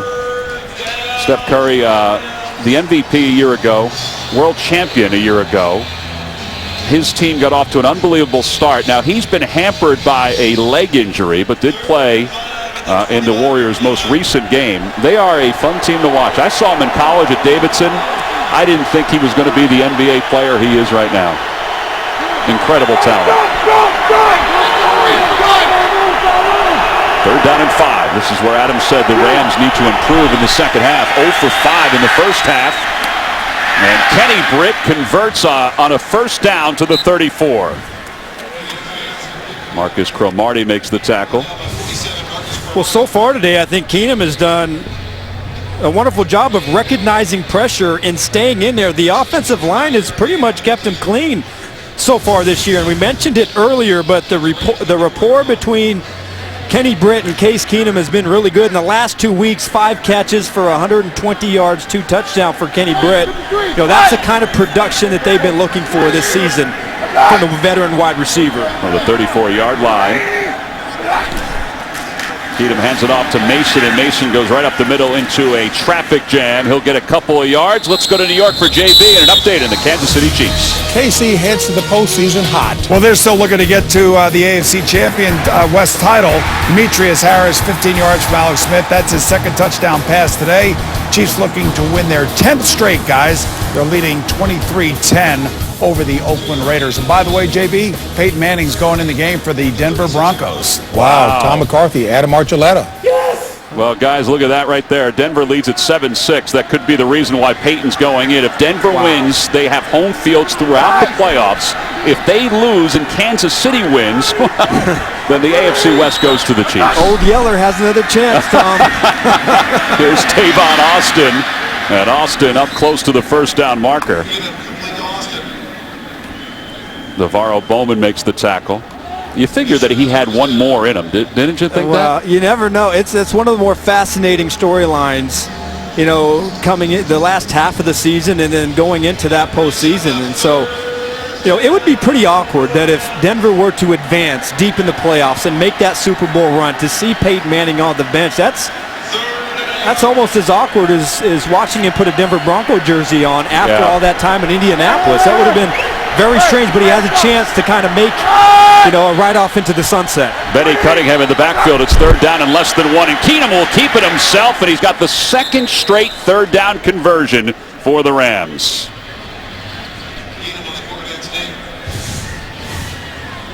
Well, Niners with a late stem into the A-gaps, a late shift into the A-gaps to try and discourage the quarterback sneak, and Really good surge by the offensive line to get Keenum that extra yard. 5:40 to play here in the third quarter. St. Louis up by 3. Each team has had 1 possession in the second half. Offset I formation off the play fake. Keenum's trying to set up the tight end screen. He had to get a little extra room before he dumped it off to Kendricks. Kendricks is pushed out of bounds by Eric Reed, but he's got a first down. Both quarterbacks, you know, when you talk about Gabbert and Keenum, have that ability. They're not, you know, speed burners out there, but they do have the athletic ability and that ability to extend plays and get outside the pocket and find receivers downfield. That's one of the things that the Rams coaching staff liked about Keenum, and the fact that he was different from Foles in his ability to get outside and create those plays and not just sit in the pocket and get hit. Well, he's a free agent at the end of this year. Nick Foles is signed for 1 more year for the Rams. Mason gets close to the 40. We'll give him forward progress, just shy of it. Navarro Bowman makes another tackle. There's Nick Foles. The Rams acquired him from the Philadelphia Eagles for Chad Bradford. Bradford had a big day today for the Eagles in their victory over the Giants.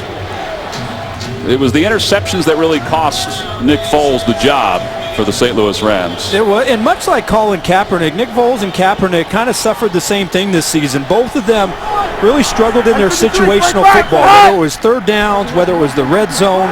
They just couldn't find a way to make those plays in those critical situations. Flags come in. It's a free play. Keenum going toward Kenny Britt. Incomplete. I mentioned Bradford before. Sam Bradford, of course, the quarterback for the Rams, traded to the Eagles. 93 defense. 5-yard penalty. Still second down. Well, Ian Williams called for the penalty, and last week there were 7 offsides penalties called against the 49ers. By all different players. All different players. That was just a small lack of discipline. Boy, that would be really frustrating. I would be beside myself if I was Jim Tomsula and that Rams defensive, or that 49er defensive staff. Talked to Navarro Bowman about it. We said, was that cleaned up? He said, oh, that was cleaned up. He said, but we also think that the center was moving the ball, and that's the reason we were jumping. Quick toss to Austin, and Austin's got Britt to block for a first down. Back to New York, JB, an update on the San Diego game. San Diego showing some professional pride. JB is getting wild in the AFC West. Phillip Rivers, 13 yards to Antonio Gates. That's the 77th time that they've hooked up for a touchdown. Chargers take a 13-7 lead over the Broncos as Peyton Manning takes the field for Denver's offense. I'm sure Adam Archuleta can appreciate that. Back to Tom McCarthy. All right, JB, we appreciate that. So the Chargers up 13-7. Again, if Denver wins, they've clinched home field throughout. If they lose and Kansas City wins the AFC West, which is an incredible story considering where they were. 1-5 at one point this year. Austin's got a lot of traffic, and he decides to yield. Loss of 2. Well played by San Francisco defensively. You know, they try and get Austin the ball so many times on those bubble screens and those wide receiver screens, and you're really anxious as a defensive player to come up and try and tackle him before he can get going. That time the Rams tried to slip a receiver down the field and take advantage of an aggressive San Francisco secondary, but they were on it and rallied up and made the tackle. How about this, though? Each team has had 1 possession in this second half, in this third quarter. Trey Mason dancing to the outside. He got a great block, but it's going to be a flag. That's why it was a great block. He's out of bounds inside the 15. Brian Quick was the guy who laid the block on Dante Johnson, but he may be called for holding. Number 83, offense. 10-yard penalty. Still second down. It's pretty blatant. You know, Brian Quick, Dante Johnson is in press coverage. You're going to see him on the right side of your screen coming in there. Right there, number 36, Johnson gets held, and that's what allows Trey Mason to hit the corner and get outside. Good call.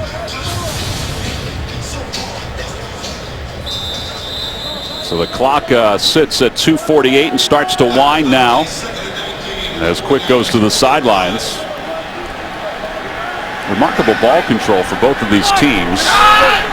They got to score. Got to score. Both these teams offensively average 1.5 touchdowns a game, Tom. That's ridiculous. Keatum to the near side. Benny Cunningham trying to get away from Navarro Bowman. He does with a stiff arm. And Carradine comes in to make the tackle. He gets some of the yards back. He's down at the 29. Isolation option route. Benny Cunningham working on Navarro Bowman, and he's tough out of the backfield. Very difficult to cover him. Very savvy. And I think as you look at this running back core in the future, if Gurley is the featured back and you can sprinkle a little bit of Trey Mason in there. Got a new center in just on this play. Demetrius Rainey, the second-year pro out of Tennessee State, is in for Tim Barnes. Well, I think they're going to get Rainey for bobbing his head. Full start, number 65, offense. 5-yard penalty, still third down. We'll keep an eye on the sidelines. Barnes went off, and they're taking a look at his shoe. I think this might just be an equipment issue. I don't think he's injured. Yeah, I think it's just a technicality. Well, and you see the effects of the center being out. Well, trying to take advantage of the discipline problems that the 49ers had last week, but that was an obvious head bob on the hard count by the backup center, Rainey. He needed somebody on the sidelines that could tie that lace a little faster. Third down to 13 from the 34. Austin screen game. Keatum, pocket collapsed. He tried to get it to Kenny Britt. Great pressure by the 49ers defense. Aaron Lynch, Navarro Bowman, Eric Armstead, they were all there. Well, it's about time that they get pressure, and you're going to see a very well-done stunt coming over here by, I believe that's Aaron Lynch, looping inside to the A-gap, and one of the very few times that they've been able to get to Keenum before he gets back to throw that ball off. And if there's one place that this defense really has regressed from last year and years past into this year, is that ability to get pressure on the quarterback. There's a 52-yard field goal attempt by Zuerlein. He usually has plenty of leg, but that one is off to the right. No good.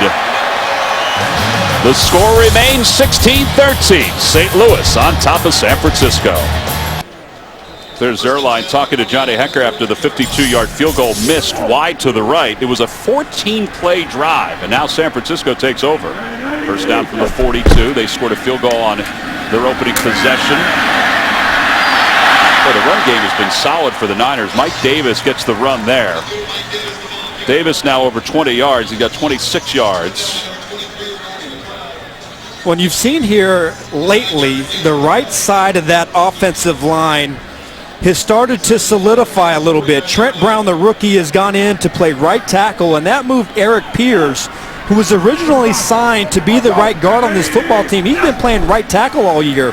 But since he's moved in there, the right side has gotten much better, and you're seeing the results here today. Davis tried to go to that right side. It looks like he's got a first down. Well, how about Trent Brown? When have you heard a coach say, yeah, we had to get him to lose some weight? An offensive lineman. He's 6'8", 335 pounds. He's number 77. He came in at 380, and he's down to 335 as we wind down the third quarter. But when have you heard an offensive lineman having to lose weight? Yeah, well, that was one of the big questions, was his conditioning level, and he played really well last week, but then he just ran out of gas. Well, it's 16-13 St. Louis. We'll return to Santa Clara after this message and a word from your local station. You're watching the NFL on CBS. The NFL regular season concludes with Sunday Night Football tonight at 8:30 Eastern on NBC. The Vikings and the Packers for the NFC North title. And we look at the NFC North, or the NFC playoff picture. We knew the participants were all set. We just didn't know certain seedings. Seattle is taking care of business against the Cardinals right now as we speak, which certainly helps out the Carolina Panthers. As we begin the fourth quarter here in Santa Clara, and Gabbert dumps it off to Mike Davis. So here is the NFC playoff picture. As Adam said before, he does not want to see Minnesota and Green Bay face each other in the opening round of the postseason. We know that Washington is the 4 seed. They can't move. But Carolina's putting themselves in position to be the #1 seed overall. Yeah, it sure is. Seattle, it's unbelievable. And we talked about this earlier. You know, two teams that were hot going into last week, Seattle and Pittsburgh, both with very disappointing losses. But both rebounding, and Seattle taking it to one of the best football teams in the league. Mike Davis as a flag comes Holding, in. number 61, offense. 10-yard penalty, still second down. Andrew Tiller was holding Aaron Donald.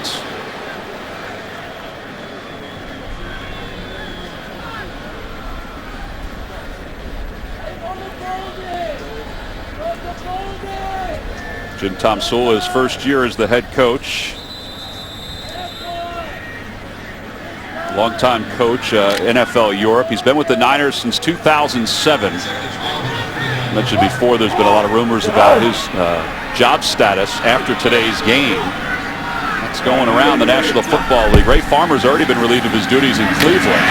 Torrey Smith can't handle the juggle. Well, he got a first down and so much more if he had been able to corral that pass. Yeah, it just, the passing game, the inconsistency problems. This is just a simple, they call it dragging, a flat and a slant. And Gabbert hits that second window right there. It's a little bit behind Smith. But again, it just seems like they can't get a consistency, and they can't just find a great connection between those two players. Gaskins checks in again. Here comes the pressure. Gabbert throws to the far side. Flags come in.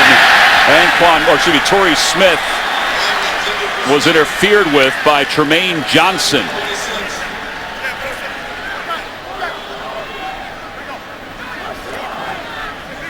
Oh, it's good. Prior to the pass, illegal contact, number 22, defense. 5-yard penalty, automatic first down. At the end of the route, I thought that Johnson was in good position with his body, but I think he just extended, right before he turned to look for the football, he extended that right arm and made that contact past the 5 yards. You're going to see him right there. He was in perfect position right there, but right before, I think he just put that right arm on Torrey Smith, and that's why they threw the flag. Yeah, so it's an automatic first down. It keeps the drive alive. It's first down for the 45. Gabbert tries to dump it forward. That just hasn't worked today. Second time that's happened. Aaron Donald was shadowing him. Second down. Yeah, I just feel like they keep running this 4 vertical combination, and the inside seam seems to be open most of the time, but he continually goes to a check down. Let's watch here. This is the tight end. They're running a 4 vertical concept, and I believe right here you're going to see the tight end come open right behind the defense. You see that? I mean, that is a big play opportunity that they've missed all game. Gabbert tries to dump it off. He gets it to Ron Harris before he's hit, and Harris is able to get maybe a yard. It'll be third down.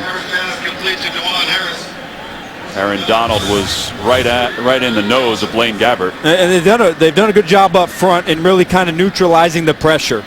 There you see the double team. Aaron Donald again making his presence felt.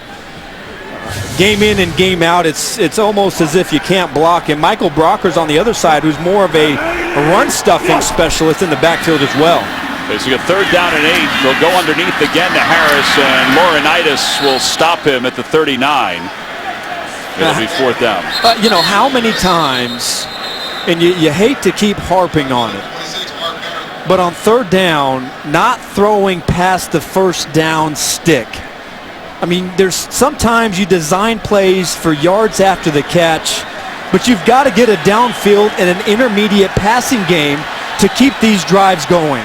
And not a surprise here that they're going to go for it? No, I don't think it's a surprise. I mean, you're down by 3 points. You're sitting here in the fourth quarter. You really have nothing to lose. You're only sitting here with 4 wins on the season. You might as well try to do something to win this game. 50% on the year. Gabbert from the pocket, middle of the field, and Smith has it ripped away by Tremaine Johnson. And the Rams will take over. He was happy a moment ago, not so much right now. 3-point lead for the Rams. Tremaine Johnson makes a big play to slow the Niners' bid for first down. The NFL on CBS is sponsored by Jeep. Be ready for anything winter throws at you with the Jeep Grand Cherokee. And by McDonald's, teaming up with the NFL like never before.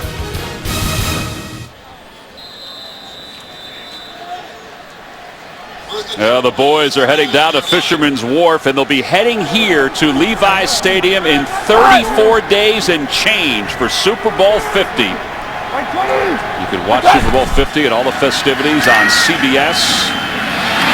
First down for the Rams on first down. Corey Harkey, the tight end, makes his first reception of the day. It's a gain of 12. Well, this is where the Rams really can capitalize, and Case Keenum can capitalize on the missed opportunity on fourth down by the Niners. They got great field position. They can chew some clock up and just keep moving the ball down. And then get some points. That's the hope if you're the Rams. That is the goal on offense, is to score points for some teams. First down for the 49 of San Francisco. Austin. He has a block. He took a hit at the 45, but he spins down to the 43. Gerald Hodges makes the tackle. I think Eric Reed has played a nice game here today. You're going to see him on the left side of the screen right here. He sees Austin coming across from the reverse, and he gets outside, and that's what pushes him back inside to his teammate help. And you've seen him make some plays today in the passing game. He's been very physical, but a big bright spot for the defense here today against the Rams. 18th overall pick in 2013. He did not like the way he played in 2014 after being a Pro Bowler his first season. Trey Mason trying to get the first down. He's shy of it by 2 yards. They'll mark him at the 41. Stop shy of the 40-yard line. That brings up third down and 2 for the Rams. Trey Mason today in for the injured Todd Gurley, out with a toe injury. Injured in the third quarter last week against the Seahawks. Limited in the fourth quarter. Mason's out. Benny Cunningham is in.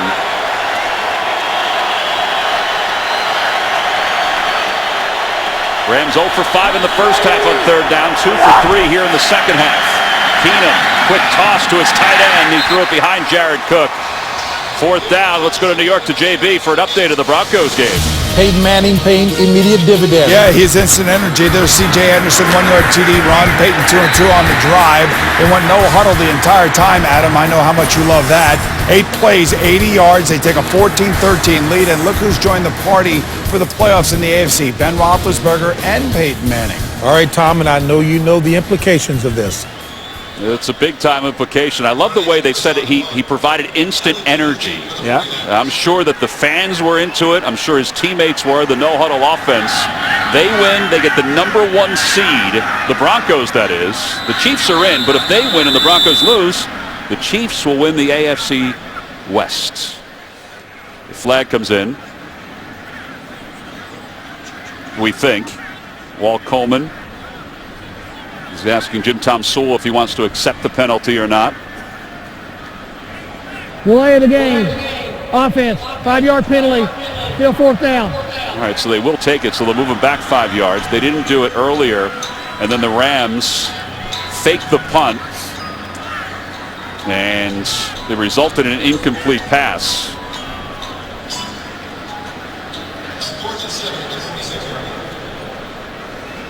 They wouldn't fake it again, would they, Tom? I think there's a chance they could. I mean, they're up by 3. This is a normal punt formation. Boy, these slot players are deep.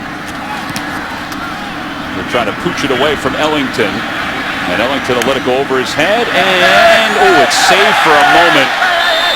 But it hit the leg of number 47, Marcus Roberson. So the Niners will have it first and 10 from the 20. Roberson did everything he could except get his leg out of the way. The only previous Super Bowl played in the Bay Area at Stanford Stadium in Palo Alto. Joe Montana went up against a rising star in Dan Marino, with Montana coming out on top. He threw 3 touchdown passes and rushed for 1 more as the Niners won the game 38-16. Montana would win his 2nd Super Bowl MVP. Well, some nuggets. This will be the 12th Super Bowl here in California. Florida has the most. They have 15. The first time in California since Super Bowl 29 was in San Diego. And you just mentioned the last Super Bowl. The only other Super Bowl in the Bay Area was at Stanford Stadium, which is remarkable. And you can see how things have changed in the world of the NFL. This beautiful facility here in Santa Clara. We're about 30 minutes or so from downtown San Francisco. There'll be so many events happening there. There'll be so many events happening here, and you'll see it all on CBS Super Bowl 50. This is a great new stadium. I mean, everywhere you look, there's polish. It is a spectacular place. On second down, Gabbert is wrapped up and taken down. Chris Long. His third sack of the season. Boy, he does make a difference being in there. I know he's been battling some injuries the last year or so. And they've had to play, as good as this defensive line has been this year, they've had to play pieces of this season without Chris Long and, of course, without Robert Quinn. Now, Robert Quinn here, as of late, has been a big problem, or not a big problem, but a big reason for their defense. Maybe not having that consistency, but they can come at you in a lot of different ways. Gabbert facing a third down and 10. He finally connects with Torrey Smith for a first down inside Rams territory. Jenkins was in on the coverage, and Smith just slipped behind him. Well, it's about time that these two are able to connect down the field. The protection was there, so Gabbert has plenty of time to connect down the field, and he sees the coverage. He makes the right decision, and then he gives Torrey Smith a chance to come down with the football. 31-yard pass play. Harris back in, and he's stopped immediately at the line of scrimmage. LaMarcus Joyner and Mark Barron both make the hit. They're going to say no gain, so it's second down and 10. One guy we haven't really talked about much today, Tom, is Mark Barron playing that weak safety position. The former safety who they've kind of carved a nice little niche for in this defense. And ever since Alec Ogletree went out earlier this season with that leg injury, Barron has slid down to play that weak side linebacker position, and I think he has done a terrific job. Juwan Harris on the screen, avoids one tackler, has the first down and more before he's shouldered out of bounds by Maurice Alexander. Hey, give the big man Trenton Brown some credit for getting out and providing a block to free him up. Yeah, the big guy, number 77, get out there, look at the move. He didn't run out of gas here in that second half. And you also get a terrific block by the rookie Blake Bell, the fourth rounder out of Oklahoma, who this coaching staff raves about his future and his potential in this offense as well. 21-yard gain. Mike Davis running left down to the 26. This defense, Tom, has given up a lot of plays in the run game and the screen game. You know, Mike Davis, another one of these backs with a big opportunity. And he had some chances earlier this season, didn't have the right patience, didn't read his blocks very well. And they've seen that in practice. He's done a much better job, and they were excited to see what he can do here, getting some action. Well, he gets it again. He may have gained a yard on that. Akeem Ayers makes the tackle. It was interesting to listen to the coaching staff talk about that time off, how he was able to reflect, he was able to sit back and watch. And Jim Tomsula said, listen, he needed it because he needed to know how to prepare. He needed to know how to condition himself. He needed to understand what it was like to be an NFL player. Yeah, you're making big improvement, big progress here in practice. Important third down for Gabbert. Flags come in, and there's movement, it looked like, on the Rams side of the field. Neutral zone infraction, number 99, defense. 5-yard penalty, still third down. All right, Aaron Donald called for the infraction. Yep, there you see Aaron Donald right there, just getting that extra jump. Blaine Gabbert working the hard count. He's lined up right over the ball. Come on, Aaron Donald, you can see it. 8 penalties for Jeff Fisher's group. They're well beyond their average yardage-wise per game, and it now makes it a manageable third down and 2. That's McDonald, the tight end, in motion. Juwan Harris trying to get to the first down marker. He eludes 2 tacklers and then dances out of bounds. He just got the first down. I thought he did a little too much dancing, to be honest with you. I thought he needed to step up the field a little bit. Yeah, and take a look one more time. Blake Bell sealing off this backside. He's going to come up on Mark Barron, who shoots his gun. He fires it pretty good, but he puts a good shot on Mark Barron, and then you get a missed tackle on the secondary support out there. So Mike Davis getting outside, reading his blocks, and picking up a very important first down. Rams are going to get flagged for too many men on the field. LaMarcus Joyner could not get off the field in time. I don't know if anybody saw him sprinting into the open field. 12 men. Defense. 5-yard penalty. Still first down. He's fast, but he's just not fast enough. Yeah, there you see LaMarcus Joyner right there trying to sneak off. That is a solemn feeling, I would think, for a defensive player, for any player. 2 penalties have helped on this drive, helped the 49ers. 1st and 5. They're down by 3. 5:45 to play, 4th quarter. Trying to finish strong. That's Bruce Miller, the fullback, who's 3 yards shy of a first down. Adam, you've talked about being in this situation. Really nothing to play for. Last weekend of the season, how hard is it? It's mentally, you got to be very disciplined, and the first thing, you got to be able to protect yourself, and you do that by playing hard and giving effort. But at the same time, you know, you're playing to put out good film. And anybody who has any sort of personal pride wants to go out there and play their best. Well, DeJuan Harris is very close to a first down. This is all going to depend on the spot. He's over 60 yards on the ground here this afternoon. Laurinaitis makes the tackle. I thought DeJuan Harris has put back-to-back good weeks together. And again, going into this offseason, as they see how this running back rotation is going to shape up, he's certainly put himself on this football team's radar going forward. Blake Bell is in motion. It's 3rd down, less than a yard. Oh, man, the pitch goes off the shoulder of DeJuan Harris. Miscommunication. The ball is back to the 21-yard line. And now we've got some pushing in the back of the end zone, and flags came in because of that pushing.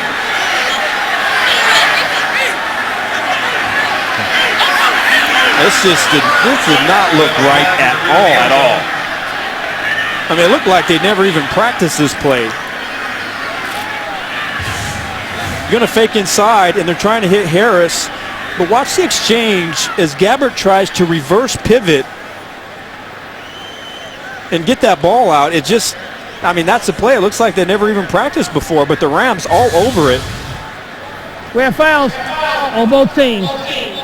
Personal foul, 21, defense. Personal foul, 10, offense. Those penalties offset. 4th down. So it'll be 4th down, and the Niners will settle this time for a field goal attempt. DeJuan Harris, who hasn't been with the Niners all that long, they talk about him understanding the offense a little bit more. The fact that he hasn't been with them all that long, that wasn't the reason why that was a bad pitch. That was just a bad pitch, right? It's the bad pitch. Yeah, I don't know what the reason was for, but it was obviously not one of their better snaps this season. 38-yard field goal attempt by Phil Dawson to tie it up. The 2nd oldest place kicker in the National Football League. Good snap, good hold. Kick is on its way, and we are tied up at 16 with 4:28 to play here in the 4th quarter.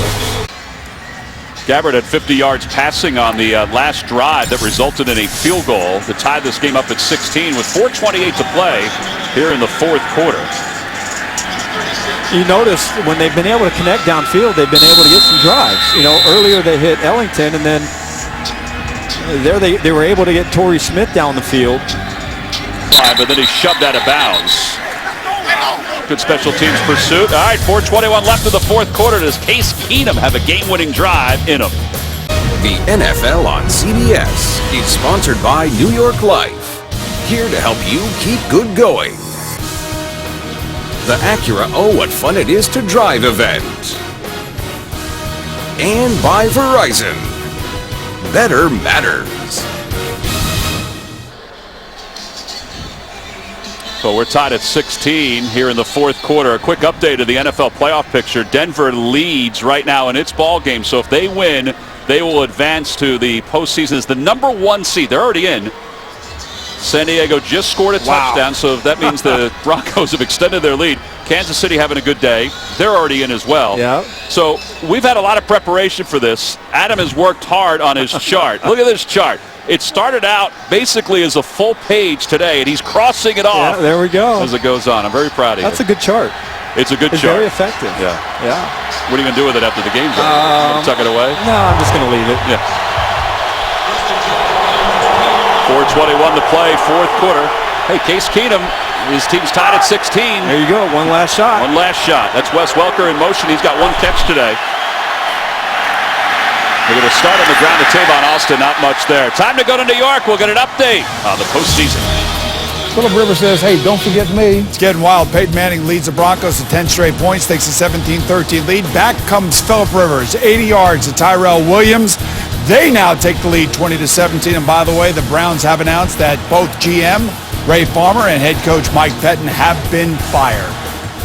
Back to Tom McCarthy.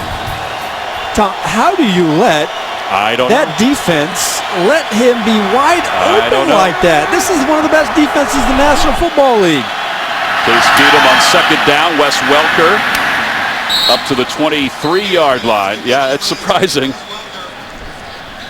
This is unreal. Now, going, kind of from selfish reasons, I kind of want to see Cincinnati in that 2 spot because I'm sorry, I want to see Marvin Lewis and Andy Dalton get a shot to avenge the previous postseason failure. I don't know if I necessarily want to see the way this team is put together, A.J. McCarron in the first round of the playoffs next week. That's just my personal preference. I want to see them at their best. Here is third down and 7 with 3:05 and counting to play, fourth quarter. Keenum rolls the pocket. Nobody's open. He'll establish a brand new one. He's going to be in trouble in a moment, but finds Kenny Britt. He can't hang on. Boy, Kenny Britt had it. He would not, or he would have had the first down by about 3 yards. And now the Rams will have to punt the ball away. It's a couple times here. I'm very surprised. Keenum, the way I see it, had Kenny Britt open on a shallow crosser right here. And if you just get him the ball, I think he's going to be able to run for a first down. I mean, both quarterbacks here have been very hesitant to pull the trigger. And that's got to be the next step. You want to improve production in the passing game, you got to get the ball out on time. Here's Recker, the Pro Bowl punter, and Ellington calls for the fair catch late at the 26-yard line. San Francisco, St. Louis tied at 16. Blaine Gabbert gets it back when we come back. Here is the AFC playoff picture. There will be clarity in about an hour or so, but New England lost today to Miami, so they're still sitting in a good spot, but it all depends on what Denver does. If Denver wins, they will take over that spot from New England. Denver's trailing right now. How do you lose to Miami? I don't know that answer either. And here's the NFC. Now, Carolina is moving on to that number 1 seed. They're leading right now. Arizona's getting beat by Seattle. Now, Seattle, they threw up a clunker last week against the Rams, but they'll go in 10-6 and 2-time Super Bowl representatives. That's not a team that anybody wants to face. You might get Marshawn Lynch back as well. Yep. First down. Here is DeJuan Harris as the Niners are trying to at least get into field goal range with 2:40 to play. He stood up immediately. LaMarcus Joyner. Well, I don't know about you, Tom, but I can't wait for the playoffs. I mean, to me, it's almost anybody's game. And I think we're shaping up to have one of the best postseasons that we've seen, one of the more exciting, surprising postseasons that we've seen in recent memory. But next week cannot come soon enough. Gabbert fires it. Pass is complete to Bolden at the 35. He's a yard shy of the first down. And we are heading to the 2-minute warning here in Santa Clara. Tied at 16. Can Blaine Gabbert get his team into field goal range? Come on back. We'll see. That is a 2-minute warning. Tonight on CBS begins with 60 Minutes and a discovery at the bottom of the Bermuda Triangle, followed by a new edition of Undercover Boss, then back-to-back episodes of Limitless, only CBS. That's Phil Dawson, 40 years old. That's his range, so his target line is the 38 of St. Louis. His long this year is 54, his long for his career, and it's been a great career, 56. Gaskin's in the backfield, and we've got movement. With a capital M.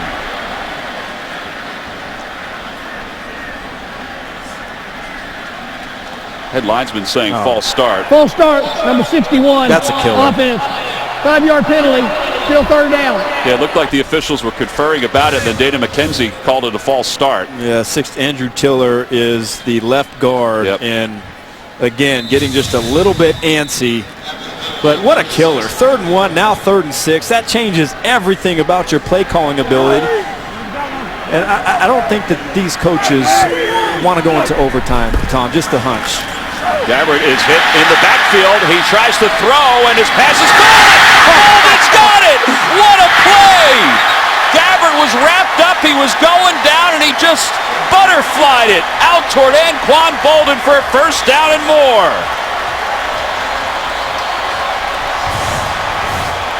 Boy, late blitz inside, and Gabbert under pressure hits Anquan Bolden streaking across the field in man-to-man coverage on Tremaine Johnson. Unreal play by Gabbert and Bolden. 27-yard gain, and this time he leads Bolden too much on first down. That was a heck of a throw by Blaine Gabbert under heat. William Hayes providing the pressure. That was an amazing play. The fact that he got enough on it. Holy smokes. Harris is back in. That's McDonald, or excuse me, it's Bell in motion. Handoff goes to Harris, has a block on the edge, and out of bounds at the 37-yard line. Well, they're getting close to field goal range with 1:43 to play. So DeJuan Harris, one more time, and Blake Bell, Vance McDonald's 2 tight end set over there on that right side. Harris showing great patience, bouncing it out to the right. And the San Francisco 49ers, after jumping off sides on 3rd and 6, coming through in a big way at the end of this game. So the 3 receivers down at the bottom of your screen. Gaskins is in the backfield. Blake Bell in motion. On 3rd down, Gabbert throws to the middle, incomplete. Trying to get it to McDonald, his tight end, who was coming off the right side of the offensive line. Alexander was in on the coverage. Well, trying to run a natural pick. This is a rub route, trying to get both tight ends involved. And what Alexander did a really good job of is what we call tailpiping, getting right behind the tight end. And again, Gabbert and the 49ers unable to connect. Well, they're not going to try the field goal here with 1:39 to play. We mentioned where the line was. They're 1 foot basically inside what we thought was the line for Phil Dawson. I'm a little surprised by that. I'm shocked. And the Rams will have it from the 20-yard line. Well, Jim Tomsula decides to punt. 1:32 to play. Game tied at 16. The NFL on CBS is sponsored by AT&T, mobilizing your world. And by Subway and the turkey breast sandwich with no artificial preservatives. Surprisingly, that the 49ers did not attempt a field goal. It would have been about 54 yards from Phil Dawson. Instead, they punted on 4th down with 1:32 to play here in the 4th quarter. It gives the Rams the ball, and the Rams with 3 timeouts. Keenum dumps it off to Cunningham. And Cunningham lowers his shoulder. And man, what a hit that was, up to the 30-yard line. Again, 3 timeouts left for the Rams. 1:17, a little hurry up to get things going. Zuerlein has connected on a 61-yarder this year. You've got to take a shot to Kenny Britt. Instead, Keenum goes to the near side for Kendricks. Well, we think Dawson has enough leg, and our eye vision tells us earlier that he probably would have had enough leg. Yeah, I don't know what you have to lose right here. At least let the guy kick. But look at, I mean, that looks good right there. That's a good picture right there. I like that. That's a good look, eye vision. Jim Tomsula decided to punt the ball, and now he's putting it in the hands of his defense to keep this tied at 16 and maybe send it to overtime. Plenty of time on the play clock for Keenum. He's looking to the left side, and a one-handed attempt by Marquez, incomplete. It's 3rd down. Keith Reeser is all over it. Kind of surprised. Nothing against, Bradley Marquez, but he's a young wide receiver here in a critical situation. Keith Reeser playing that nickel spot for Jimmy Ward because he had to go in and play safety, and he's all over it. Nowhere for Case Keenum to throw the football.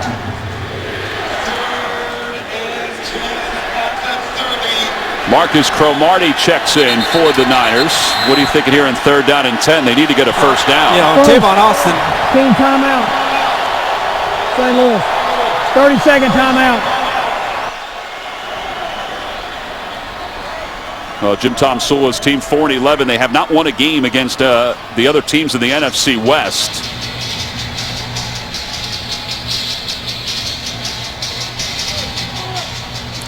Yeah, you know, look, it hasn't been the best of years here for the San Francisco 49ers. And, you know, I want to rewind it just a little bit. I think, you know, you go back to that last drive for the San Francisco 49ers. I think, you know, you really don't have much to lose. I think you should have gone for it or at least kicked the field goal.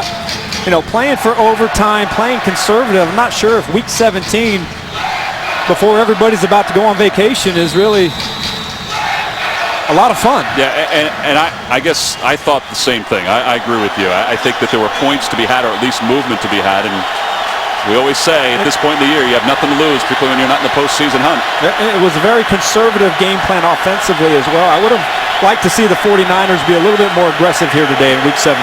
3rd down and 10. Keenum under pressure, steps up, fires middle of the field, and a leaping attempt by Quick. He can't hang on. Broken up by Cromartie, who we just said entered the game. It'll be 4th down, and the Rams will punt it away. They had the matchup and the look that they wanted. A post route by Brian Quick with the safety out of the middle in the field. And it looks like that ball just hung up a little bit. If he would have led Quick more into that middle of the field, then Cromartie would not have been able to come and break up that pass, but a good play by the young defensive back.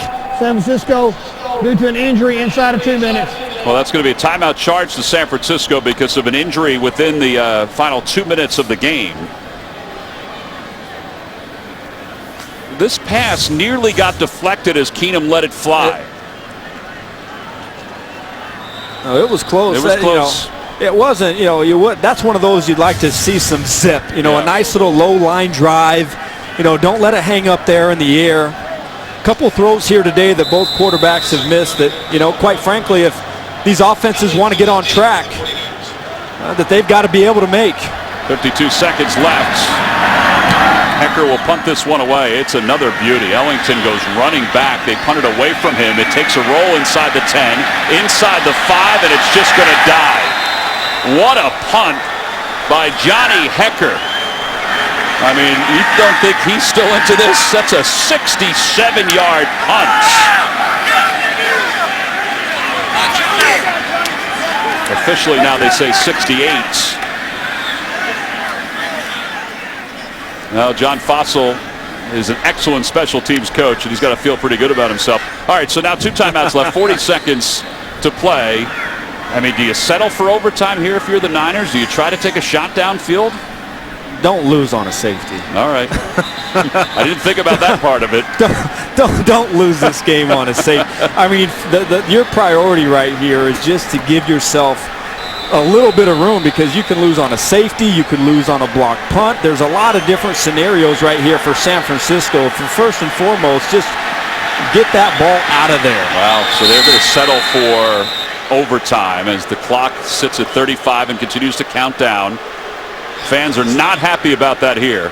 Yeah, you know what? I'm fine with that. I'm not. I think, you know, earlier they should have went for it or did something out when they were in field goal position. That right there, you know, fans are upset, but team timeout. We're not talking about the most explosive offense in the National Football League. Your odds of going 98 yards in 33 seconds, I mean, let's be realistic about it. So you have a much better job of winning this thing in overtime. So a timeout called by St. Louis. The Rams have 1 left. 27 seconds to play in regulation. Final regular season game. Kansas City Chiefs have won 23-17. Chargers and the Broncos are tied. It's at 20. And another timeout called by St. Louis. So Third Again, and final team timeout. if St. Louis. Denver 30 winds up seconds. losing that game, Kansas City comes all the way back 1-5 at one point to win the AFC And West. Denver was 5-0. Yeah. You thought Denver was going to just run away with this thing. But, you know,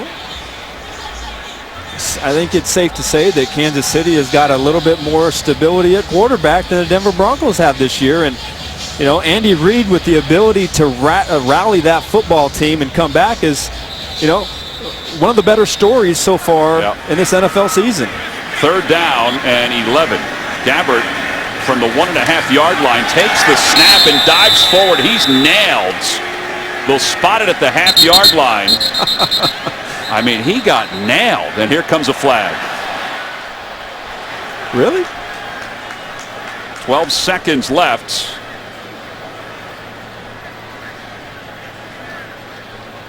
The Rams were doing everything they can to kind of push him back toward the end zone. Yeah, they might get a safety. He's got 1 foot in the end zone. Oh, that's so close. I mean, so close. Yeah, the ball's got to be in the end zone. Right, the ball's out. Still, I mean, they could get. Walt Coleman, the referee for today's ball game, conferring with the rest of the officials. Boy, how strange is this right now?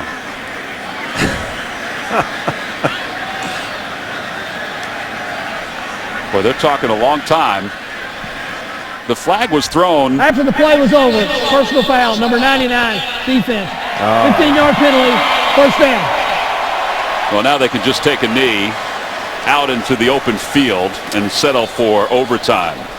They better get this game over quickly because those U-Hauls, Tom, that are waiting for some of these players, they're going to have to pay a little bit extra because those things are, you better believe, those are in the parking lot and ready to get out of town as soon as possible. So,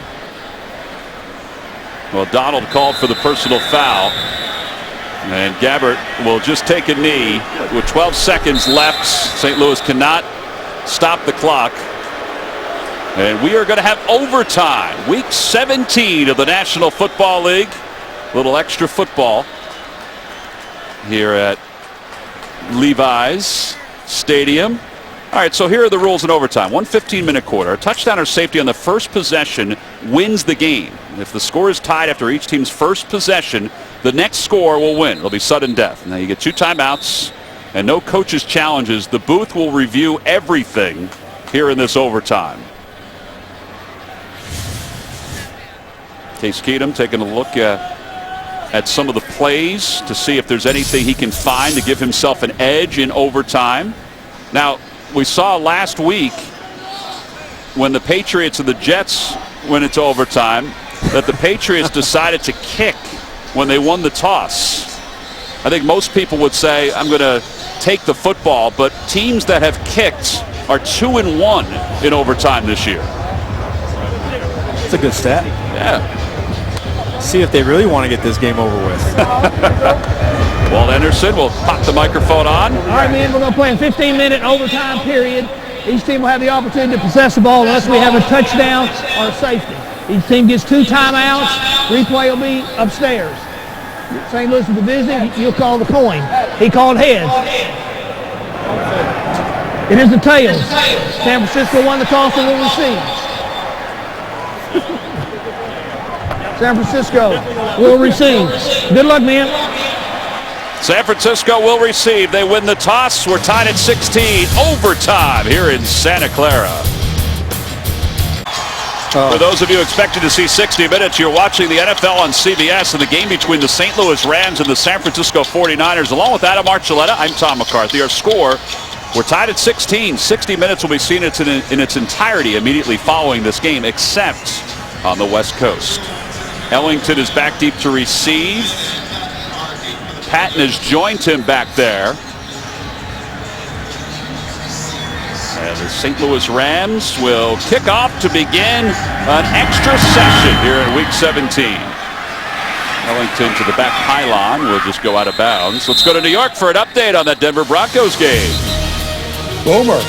Well, JB, first play after a Phillip Rivers interception. Ronnie Hellman's going to take this 23 yards, give the Broncos a 27-20 lead over the Chargers. Kansas City won, guys, by the way, 23-17. They end the regular season with a 10-game winning streak and finish up 11-5. Peyton providing the big boost. Tom and Adam.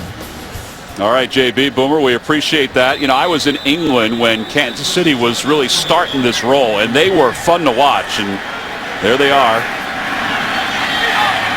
Winners of 10 consecutive games. It's first down, Gabbert off the play fake. He has Harris out of the backfield. He's been a safety valve today. Gain of 5. Injured player Brockers is down. Michael Brockers, the fourth-year pro out of LSU. He's had a solid year. Their defense has been plagued by injuries. A lot of defenses have this year. You have Ogletree, a linebacker, out. TJ McDonald out. Robert Quinn out. And now Brockers is down on his back. Chris Long missed a lot of time with his knee injury as well. Yeah, the Rams feel like defensively they will be even better. Now, depending on whether they're able to keep Jermaine Johnson and Jenkins. See number 90 on the left side of that defensive line. Kind of just goes down a little bit awkwardly on that leg. I think that Aaron Donald may have stepped on him too. And he is up. That's a big man to get up. Oh, I tell you what's the worst. It would be to get hurt, seriously hurt, on the first play of overtime in week 17 in a meaningless game. Well, here is the AFC playoff picture with the updated win for Kansas City. They are now 11-5. That's what they finished the season, a 10-game winning streak. Now they'll await the finish of the Denver-San Diego game. Denver will clinch the AFC West with a victory and the #1 seed throughout the playoffs. If they lose, Kansas City will win the AFC West. An improbable event back in early October. Second down and 5. Harris in the backfield. He'll take the handoff. And Donald makes the tackle from behind. They'll give him a yard. It'll be third down and 4. DeJuan Harris today, that is his 16th carry, 67 yards. For Donald, he's had a much busier second half as far as tackles go. And don't forget, Harris has been really effective out of the backfield in the screen game as well. Yeah. He's been able to pop a couple big plays for the 49ers. He has 147 yards of total offense today. He's out. Davis is in. Gabbert throws to McDonald out of the backfield. He's got a first down and more. Beautiful hurdle up toward midfield. Third reception of the day for McDonald. That one at 24 yards. Well, taking advantage of the St. Louis Rams defense being aggressive, bearing off the edge. McDonald coming out of the backfield, and it looks like right there, you know, it's hard to see. You don't really know what the defensive assignments are, but James Laurinaitis losing McDonald in coverage, and a good play by the 49ers offense. And a fumble by Gabbert. He'll get it back, and he falls backward toward the 46-yard line. William Hayes will be credited with the tackle. Did he get stepped on? I think he may have. Yeah, Eric Piers, it looked like his right guard steps on him as he's trying to go back. Watch him right to his right side, number 71, that foot right on Gabbert's. And he's able to get the football back. Boy, how lucky is he? Here's Torrey Smith, and he can't make the man miss on the near side. Janoris Jenkins with the open field tackle. He got back to the 50-yard line, a gain of 4. Tom, you kind of touched on it just a few plays ago. They're going to have a decision to make here. The Rams are in their secondary. Janoris Jenkins and Tremaine Johnson, both of them going to be free agents after this year. And Jenkins, who was, you know, had a really good start to the season, shut down those negotiations in October, said, you know what? I think I'm going to bet on myself. I think I'm worth a little bit more than you're going to give me. So the Rams have a choice to make there. Third down and 10. Gabbert throwing to the far side. Nearly intercepted. He thought that Bolden was ready for it. Gabbert took a hit as he let that one fly. Aaron Donald's connected Yeah, pressure inside. And you've seen here in the fourth quarter a little bit more pressure by the Rams defense. Aaron Donald with a beautiful spin move to get that shot on Blaine Gabbert. And the coverage downfield was pretty outstanding. 3 Rams defenders in the area. There's no way that Anquan Bolden was going to come down with that football. All right, so now the Niners will punt the ball away. Tavon Austin stands inside his 10. This is a short punt. Austin will come running up, fields it at the 19. It is nailed by Bruce Miller. All right, we're going to play this one back. Regular speed. This is a huge hit.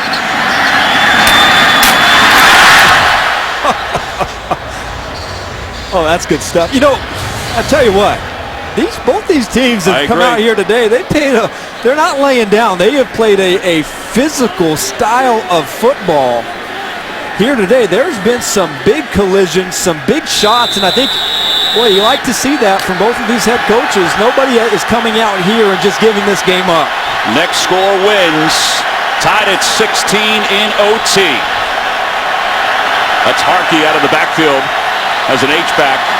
Off the play fake, Keenum looking to throw. Has plenty of time. Throws it to the far side. Austin can't hang on. Incomplete. Broken up by Jimmy Ward, who really stayed with them as the two went to the ground. Well, the 49ers secondary really passed this off very well. Tavon Austin coming from the left side of the field, and you see Jimmy Ward coming out of the middle to cover that crosser. And you can see that ball hits the ground as Austin is going to the ground. No catch. Yeah, no control. Second down at 10. Every replay is reviewed upstairs. There's no challenge flags thrown. Safeties here today for San Francisco played pretty well. Trey Mason keeps his feet moving. He's got a first down. That's a good hard run by Mason. Gain of 11 yards. Boy, that is a good hard run. He's going to follow Garrett Reynolds, the veteran, on this offensive line. Look, he breaks 2 or 3 tackles right there, falling forward. That's exactly what you want. You know, you talk about Todd Gurley and all the wonderful things that he brought to this football team. One of the more underrated aspects is the fact that he was a closer. He did his best work in the fourth quarter. And so now Trey Mason getting a chance to close this game out as well. Under 30 yards on the ground today for the Rams, playing without Gurley, who's out with the injury. Gain of 3, second down and 7. Greg Zuerlein, 61 yards is his long this year. 3 of his misses this year have been 60 yards or more. That's pretty incredible confidence inside the dome. On second down, Keenum threads the needle close to the 40.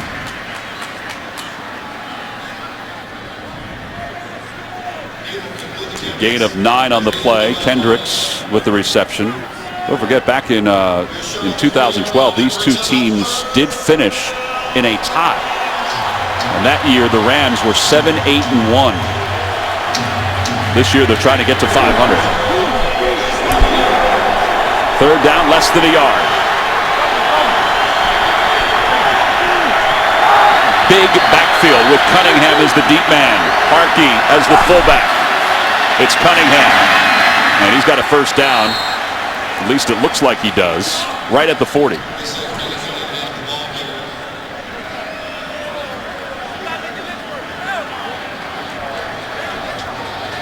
See Walt Coleman signaling first down. Boy, you mentioned it before. There's Gurley out with a foot injury. It's actually a toe injury. They listed it as a foot, but it's the toe that's bothering him. But you mentioned it before. These two teams have played hard today. You're a head coach. It's all you can ask. And if you're a Rams fan, there's a little bit more that you can ask for as the season winds down. Here's Keenum. Pocket is wide open. Middle of the field to Kenny Britt.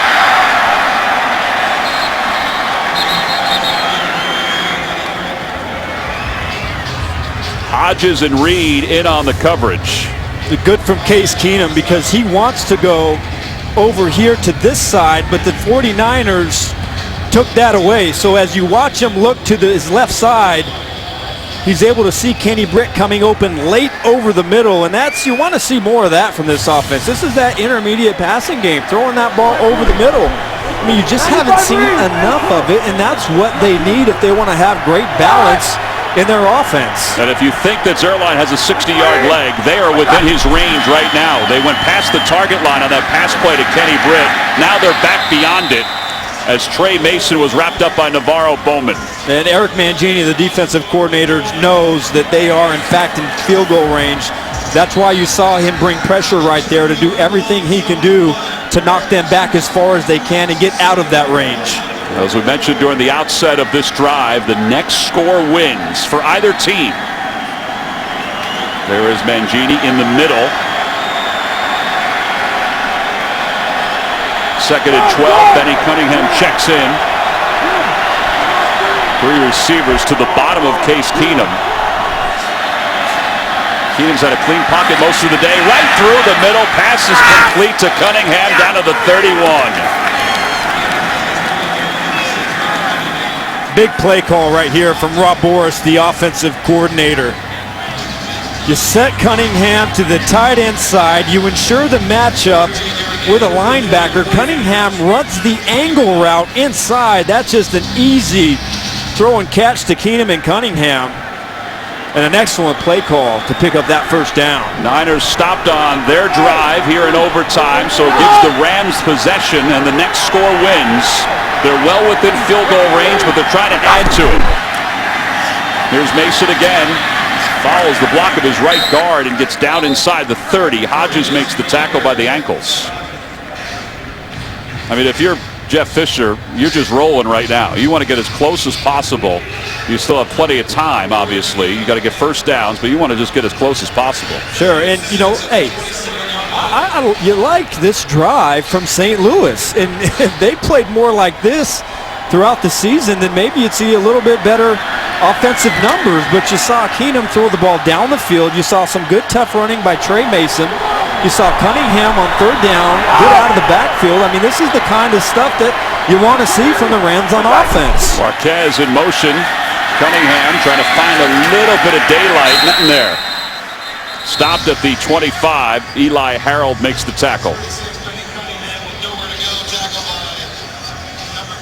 Well, Greg Zuerlein on a cool day is trying to stay as loose as possible.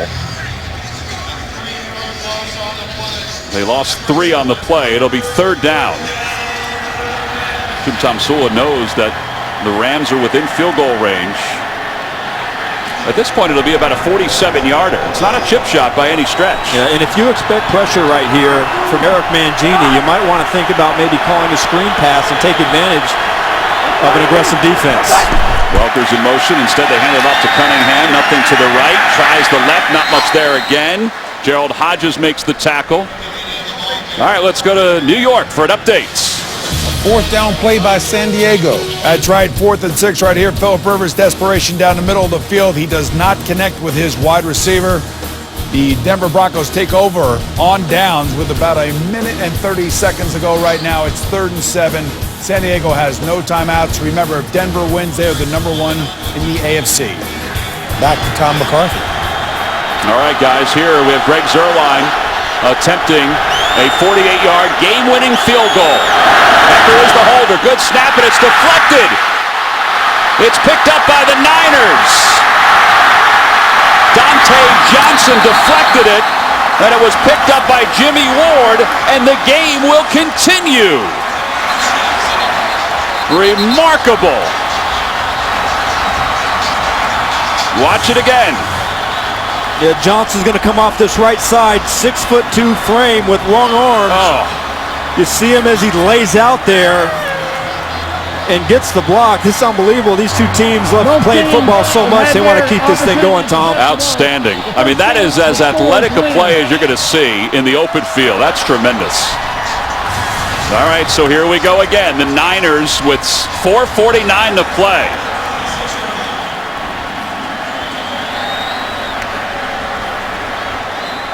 We're tied at 16 in overtime. DeJuan Harris in the backfield, 16 carries, 67 yards this afternoon, but Gabbert will throw. And he'll dump it off to Harris, who's been very effective in the pass game as well. And a flag comes in. Gabbert was hit late, and he's slow to get up. I think William Hayes hit him late. Personal foul, rubbing the passer, number 95, defense. 15 yards, first down. You see Hayes, he goes below the knee, and that's where they get him. Watch Gabbert. They're trying to get Blake Bell down the middle of the field, and you see right there, yeah, you just can't go down behind.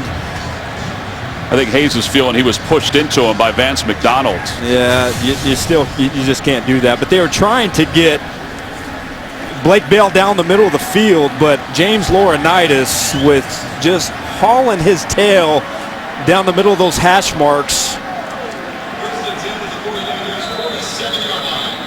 Well, it's essentially a 21-yard gain, 6 on the play, 15 on the penalty. First down from the 47. Now, we mentioned that Dawson's field goal range, they need to get to about the 38, but they got there earlier and didn't attempt a field goal. So we'll assume they've got to get deeper than that. Gabbert, quick toss. Torrey Smith has it inside the 40. He'll be down at the 38-yard line with 4.5 to play here in overtime. There's Dawson getting himself ready after a 15-yard pass play. Yeah, there's what they're looking for. Remember, just earlier in that fourth quarter, they tried to hit the exact same pass, but poor timing. That time they're able to connect for a big play. Gabbert to throw again. Anquan Bolden tries the one-handed grab, broke it up. Rodney McLeod. All right, so that blocked field goal, we've got eye vision. Let's take a look. Dante Johnson right here coming off the edge. You see that is great extension laying out, and it doesn't get any better than that. Almost looked like he caught the ball as it deflected. That would have been sweet. That would have been sweet. Second down and 10. Gabbert has to take care of the football here. Quick toss to the outside. Pass is complete to Patton, and Patton is inside the 30. Breaks a tackle inside the 25. He's inside the 10. Down to the 5-yard line. Now they're well within field goal range.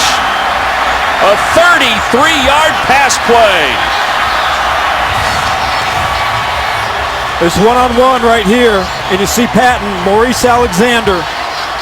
Number 31 right there has a chance to make the play in space. Rodney McLeod has a chance to make the tackle. And if it wasn't for Eugene Sims hustling down the field, this game would have been over. But how about these receivers? Quentin Patton, we haven't seen his number called yet today. On a quick screen, makes a huge play for the San Francisco 49ers. Yeah, the Niners use one. 14 timeout, San Francisco. One of their 2 timeouts. With 3:31 to play here in overtime. Well, you're going to see Patton up here, and this is a quick screen, and Maurice Alexander is playing way off in coverage. You see all of the St. Louis Rams up near the line of scrimmage. Alexander is on the tight end, and that's just after the catchability, making something happen in space, and 49ers responding very well here to get inside the 5, to get on the 5-yard line. All right, so Phil Dawson's made 3. He's attempted 3 field goals today. This to win the game from 23 yards. The 40-year-old in his 17th season in the National Football League. He's not sure what his future holds. Pinion is the holder. Good snap, good hold. Kick is on its way, end over end, and the San Francisco 49ers have defeated the St. Louis Rams 19-16 in overtime.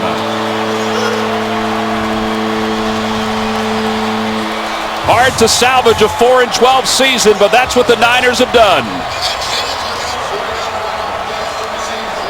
He did not get an opportunity in regulation, but he gets a chip shot here in overtime. Is it Jim Tom Sula's last game? If it is, he'll leave with fond memories. 19-16 the final score. Tonight on CBS begins with 60 Minutes, followed by a new edition of Undercover Boss and Limitless. So for Adam Archuleta, This is Tom McCarthy. Thanks to our entire crew saying so long from Santa Clara. You've been watching the NFL on CBS, home of Super Bowl 50.